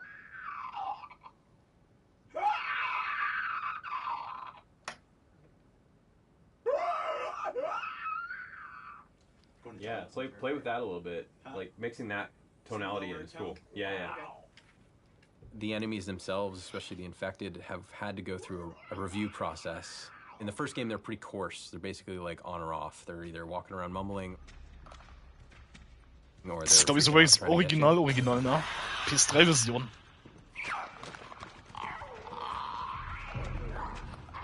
And so now we've developed sort of this like murmuration breath system that allows them to have a much more natural flow between being agitated and not. Das haben die so gut gemacht, haben die das.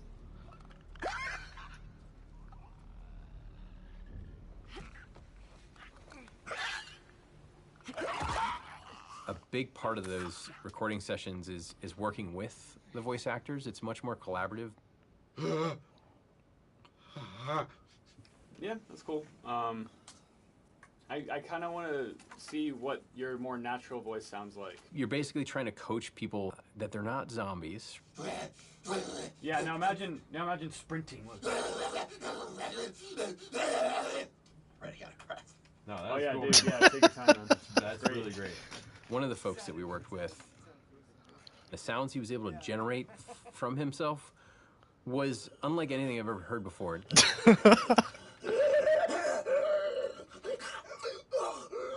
Oh mein Gott, Junge! Das ist ja geisteskrank! Gnarly sounding roars and breaths and wheezes and really interesting stuff that I've never heard. Es war so klar, dass der einen Bloater macht, ja. What the fuck? Sound is, we're inherently post-production on a lot of this stuff. We kind of just have to be jamming, and we have to be as prepared as possible, and that's what we try to do. Alter, schau mal da! Da hat sie einfach schon die Jacke an, die es jetzt erst als Skin gibt. There's not a lot of time left, which means that it's going to get really intense. It gets really intense for everybody, but for audio in particular, we'll be here late. Crazy, Alter, crazy. Oh, jetzt ist es ja bald soweit. I think that, I don't know if 4 Monate noch. But I know I'm definitely feeling very tired right now. I'm feeling a little burned out. I'm realizing that I can't crunch like I used to. I can't put everything I have into these games as much as I was able to when I first got here. It's pretty unanimous that this game is really big. It's bigger than we'd like it to be. The Last of Us Part 1 is small compared to this game. Sehr klein. Make the game small again. I don't even call them small. There were times when I was writing like 40 pages of in-game dialogue a night. Oh. Neil kept saying, stop, you have to like give it to somebody else. We will hire somebody, we will make this work. And I was like, I think it'll just be, I was just bullishly like, I can handle it, I'm tough. I would like somebody to teach me how to have work-life balance. There are some times where I wish I had somebody in production or a big brother that could be like, no, go home. This is great. This is already great. You don't need to do the next thing. I feel like at any given point, you'll go into the kitchen and you'll find people, what I would say, salonning about the game, like going deep philosophy into what's working, what isn't. People criticizing this or that. This doesn't look good. I don't like this scene. This doesn't work for me. I hate this. You know, like they're going to lunch and like expressing doubt to each other and like, is this going to come together? Is this the one that like screws Naughty Dog up? let me just exude whatever confidence I have left. Let me try to bestow this person with it so they can feel inspired and go off and do their work. But then sometimes you're alone in the office and you're like, what if this doesn't come together? What if this is the one that sucks? What if this is the one that sinks Naughty Dog? So then you have to like kind of bury it, compartmentalize it. Who knows what damage it does to your body while you're doing that? Because ultimately, you can't let that fear dictate how you work. So ist es. Keep the faith.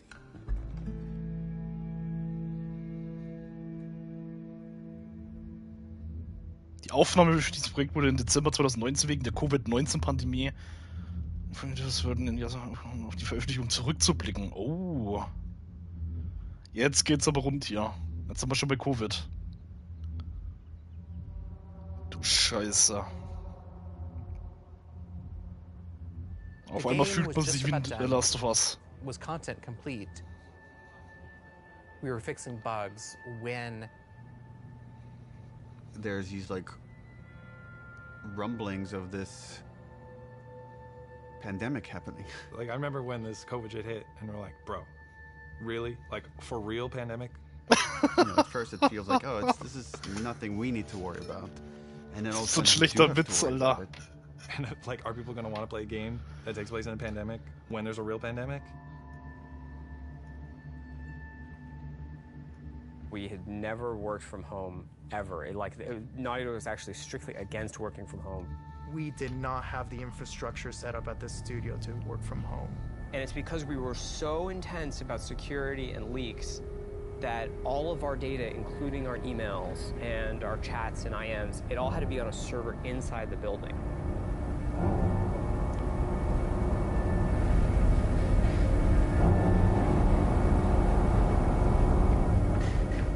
We were like air-gapped from the outside world. The operations team, the IT team, our engineering team, they all had to coordinate in a very short period of time to get us working from home. We don't even know when the game can come out. Sony was like, we don't know if we can physically ship this product with like the supply chain and stuff. We had to come out and say, the game can come out in this date, and we don't even know when it will come out. It's delayed indefinitely. So a lot of our most hardcore fans are angry with us. Around the same exact time, we started having these leaks. Oh, yeah. We're like, we didn't put out this video. Like, where is this coming from? It's a video from one of our reviews. So you could hear the notes, and people that can't attend the meeting can watch it after the fact. We store all these videos on our server. Did it come from the inside? Someone with a Naughty Dog? My first thought was, this isn't like a developer leaking this, isn't it? This isn't someone on the team. It's this person in the Netherlands downloaded terabytes of videos through a back door in the server. And then this is where we made a fatal error. Let's close this back door. And then this person put out everything. A video goes up on YouTube, and I don't remember what the first video was, but it was something relatively benign. But they weren't like super important scenes. You know, they were like little clips, and it was like, okay, that's a little weird. What is that? All out of order and stuff. And I was like, oh, that's bad. And you kind of wanted to just say, stop, wait, don't watch it. Like, you're gonna ruin things for yourself. There's YouTubers I've watched for years, and they're making entire videos, and the title is like, fuck Naughty Dog. And fuck The Last of Us Part 2. There's just all this negativity and no positivity because no one has played the game. They just have these videos out of context and all these rumors mixed with them. Abby is playable. They thought Abby was trans because she has muscles. Here's the ending if they kill Ellie. And then it just turned into this whole political thing. Oh, Naughty Dog's they're doing this political shit. And then I get this text from Evan. They just posted Joel's death. And my heart sinks. Ich war einer von diesen Menschen, wo gespoilert wurde. Ich hab's aber nicht geglaubt, bis ich's dann selbst gesehen habe. Ich hab geheult wie ein Baby. Ich konnte es nicht wahrhaben, aber ich wurde gespoilert. You see, you were wrong. He said, do you think we did the right thing? Oh my God. And I said, I don't know, Neil. I haven't played the game yet. I was livid. I was real angry. Haben wir wirklich das Richtige getan? With hundreds of negative comments, death threats, You anti-Semitic Israeli comments. piece of It's putting me in a shit. deep depression. There's some Fucking stupid stuff, like you're Alter. whatever shit like that. But it's like some stuff was really like, What the you know, fuck? disturbing. The hatred, I think, that was behind it. Junge. There were a lot of days where I would just cry. Every time I went online, it was just, that's all I saw was death threats and threats of violence. And the worst of it, the really like hardcore death threats got passed along, and they, you know, made sure that they weren't anyone that like lived close by. Junge, was ist denn mit diesen Leuten verkehrt? Yeah, they were like threatening my son, you know, who was born during all of it, and yeah, it was rough. It was rough. But, you know, more than anything, it just kind of like, it kind of like taught me to kind of keep a distance, you know?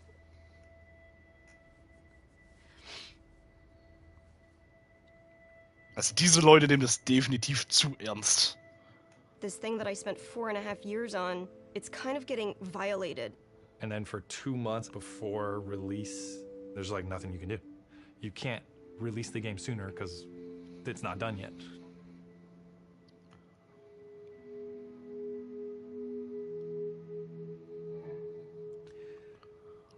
And that was the lowest point in my life.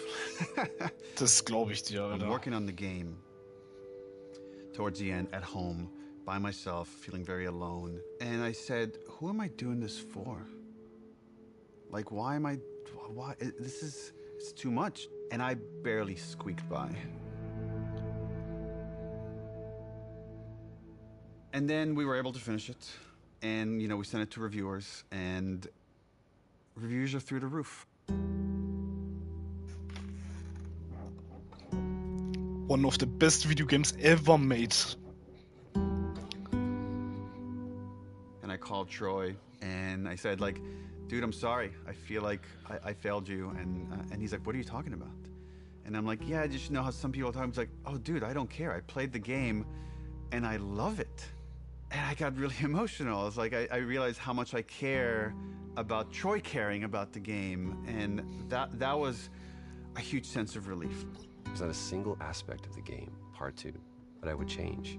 And anytime someone comes up to me and says, you know, I didn't really like what they did to Joel, I was like, great, awesome. Tell me a better version of the story. And to this day, they still can't. Boah, das ist It keine was a bessere traumatic gibt. experience for myself and many people on the team, and the kind of hate we got because of those leaks will stay with me forever. And I can't even describe how angry I was of what the damage this person did to us. I want them punished in every sort of way. I wanted this to be this villain. And this person is like, you know, in their 20s or whatever. They live with their parents. And it's a fan. And then when we delayed the game indefinitely, this is what they said, is like, I wanted to force Naughty Dog's hand. I wanted to force them to release the game. So I thought if I just put out all the videos, eventually they'll put out the game, which again was never an option for us. And I remember sitting there, sitting in my anger, and then slowing down and just saying, okay, if anybody should take the lesson from Last of Us Part 2, it should probably be us. Just let it go.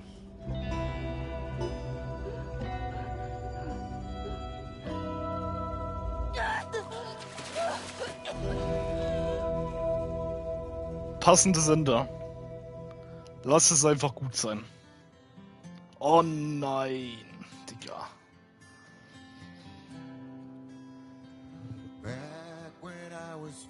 Oh, Eddie Vedder. Pearl Jam.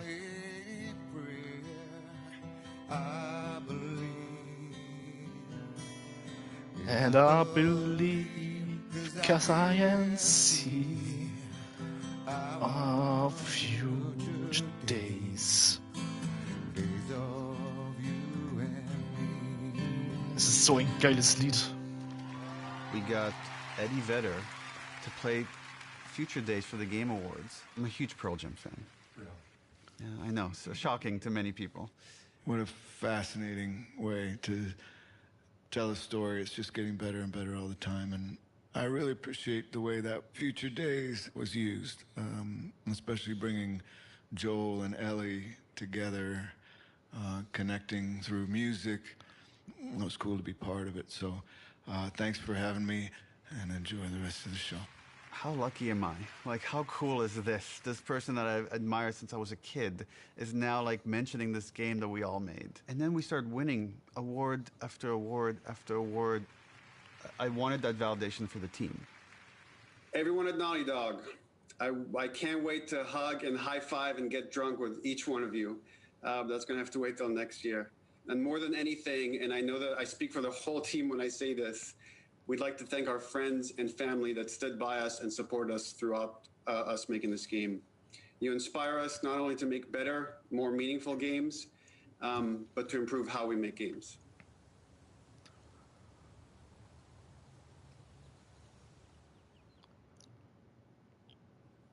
April 2023. The pandemic kind of brought up that question of like health and mental health. Are we developers that are going to stay at the studio and have full careers? How do we make this sustainable? I chuckle in retrospect, just how absurd the failure of trying to alleviate crunch was. If you have great processes and you're super organized, that doesn't fix crunch. What that does is it allows you to make a bigger game. We read the post-mortem feedback for The Last of Us 2, and it was really, really upsetting to see what coworkers had gone through. So we were highly motivated to try to figure out how to fix it. Everything about our workflows were already being upended with remote work and everything, so it's like, okay, well, yeah, we got to do this now. And we knew that to make the real changes we did, it would take the entire studio working together. We now have the goal for Naughty Dog to eliminate crunch. The only thing that fixes crunch, the only thing, is just deciding that you're not going to crunch. When we onboard people, we tell them, you know, we have a reputation as a studio for crunching, and it's something we don't want. And it's something we're not going to do anymore. First, we had to do, what is crunch? Let's define it. Because when you just look at hours, that turn out to be too simplistic. It's a multitude of factors. It's not just like one thing. It's not just, oh, because of this is what's causing crunch. It's literally like so many of these little things. How do we make sure no one at Naughty Dog burns out? You know, every couple of months, we send out a 90-second questionnaire that goes, are you worried about your workload? Are you worried about having to work overtime? If you feel like I'm overburdened with work, you have to tell somebody. We used to, as a studio, when we were getting close to shipping a game, bring in dinners for the whole studio.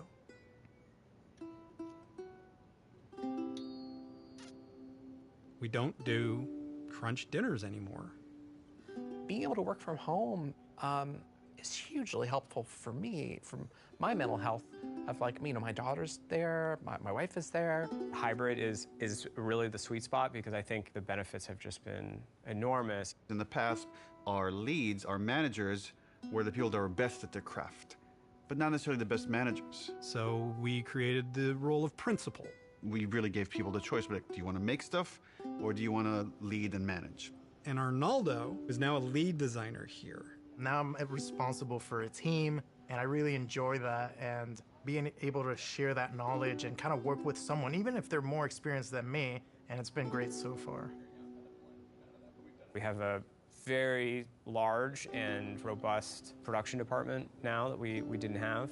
Holding us accountable when we make a decision, when it's just everyone going, yes, more, yes, better, yes, polish, polish, polish, tallying that up and going, okay, well, this is the result. Now you're not in your ship date anymore. It feels so much like a different studio. I hope that we can keep changing for the better and make sure that we're making the games that we want to make, that we're really passionate about, that we don't stop doing that. We want self-driven, healthy designers. Yes, we want to have it all. We want to have it both. And can we do that? That'll be the question, I guess. Die Serie. Oh. The HBO's thing has been a wild ride. Aber die Serie war so fucking gut. Ich freue mich auf Staffel 2. I just wanted it to be like good. Like, dude, if it just comes out and it's a good show, like that's gonna be huge.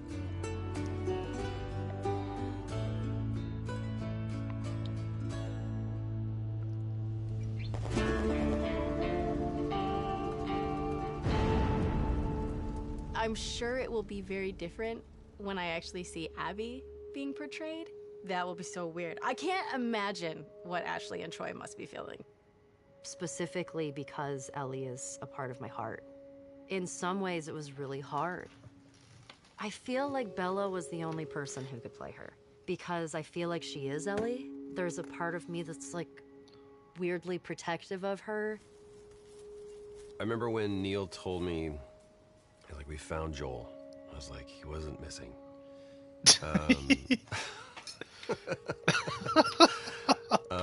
He goes, Pedro Pascal. And I went, oh, we're bulletproof.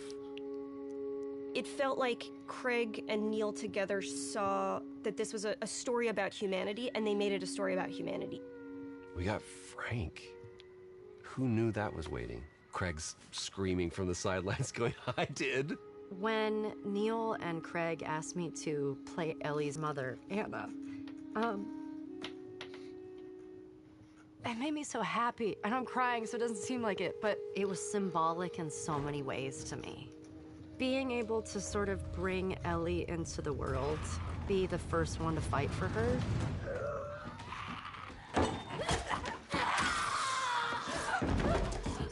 It breaks my heart. It felt like on the other side, we could get this story to people that will never play a video game. My mom is watching the show, and like, she can enjoy this story, and she can be a part of it, and she's so excited I'm working on season 2 and getting to see that. I love this idea that someone could watch the show and then realize, wait, that's based on a video game? And come back and check out the game and then realize, oh, there's like all these rich games, AAA, indie, and all sorts of stories that are really unique to this medium. Über die Zukunft. Future Days. I did some other interview where someone asked me about The Last of Us and would there be any more stories or something. And I mentioned, like, you know, we have written a story that takes place after Last of Us 2 that stars Tommy. And I hope one day we get to make it. Oh. And the headlines across the industry were like, Naughty Dog has outlined Last of Us Part 3. And that's actually wrong. It was always a small story. It was never like a full title. At the time, we had higher priorities at Naughty Dog was like to fix our pipeline, to fix work-life balance issues. Just based on where we were, I didn't want to prioritize this story, so that story was shelved. And I still believe one day it will see the light of day. I don't know if it'll be a game or a show, TBD. First game had such a clean concept of like the unconditional love a parent feels for their child. The second one, once we landed on this idea of the pursuit of justice at any cost, justice for the ones you love, it felt like, oh, there's a clean concept here, and there's a through line from the first game about love. If we never get to do it again, this is a fine ending point. And right, last bite of the apple, the story's done. The great thing about working at Naughty Dog is that we don't have to. It's always like, we would love another Last of Us, but if you guys feel like we're passionate about something else, we'll support this other thing. Very privileged position to be in. I never take that for granted. I've been just thinking about, okay, is there a concept there? And for now years, I haven't been able to find that concept. But recently that's changed. And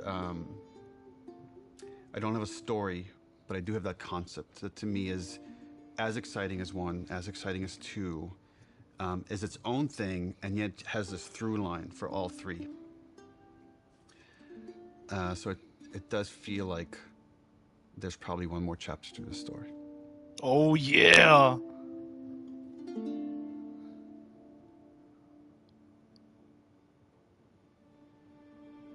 Es wird noch einen Teil geben. Was für eine gute Dokumentation war das bitte? Wahnsinn.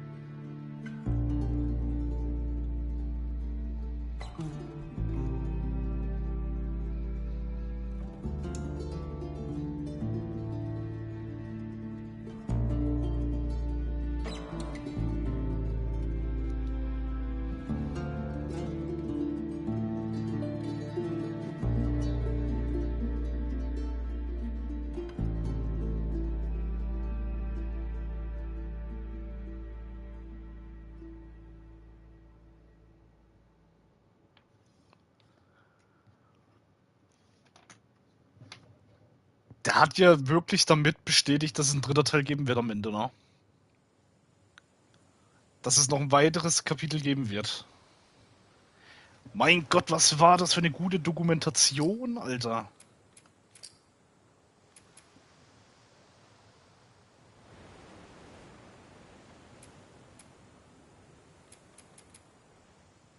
Alter, 1 Stunde und 50 Minuten. Das hat sich überhaupt nicht danach angefühlt. So hat es gefesselt. Alter, geisteskrank.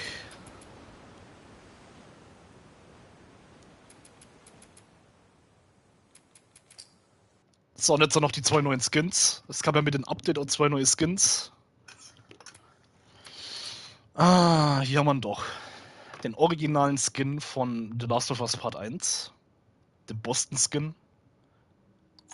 Direkt erstmal gesnackt. Und Abby hat diese Jacke hier bekommen. Anderson. Und was auch noch ist, beide haben so ein PlayStation Studios Shirt bekommen. Auch nochmal so eine ganz nette Sache. Bei Ellie ist es auch. Sieht auch echt smooth aus.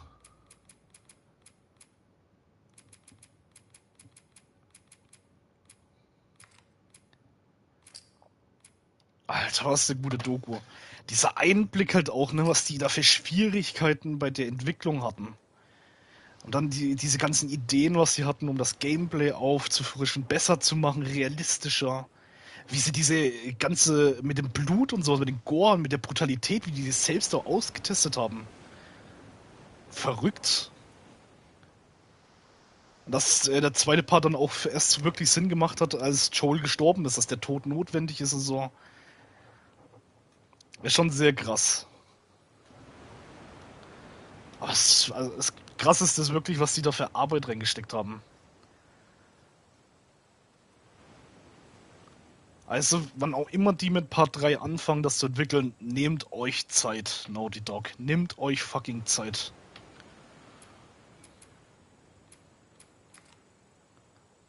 Ja, das war auf jeden Fall die Dokumentation Grounded 2. Making The Last of Us Part 2. Danke fürs Zuschauen und ich würde jetzt so privat weiter The Last of Us aufnehmen, wer hätte es gedacht. Haut rein. Euer VaultGamerYT. Ciao.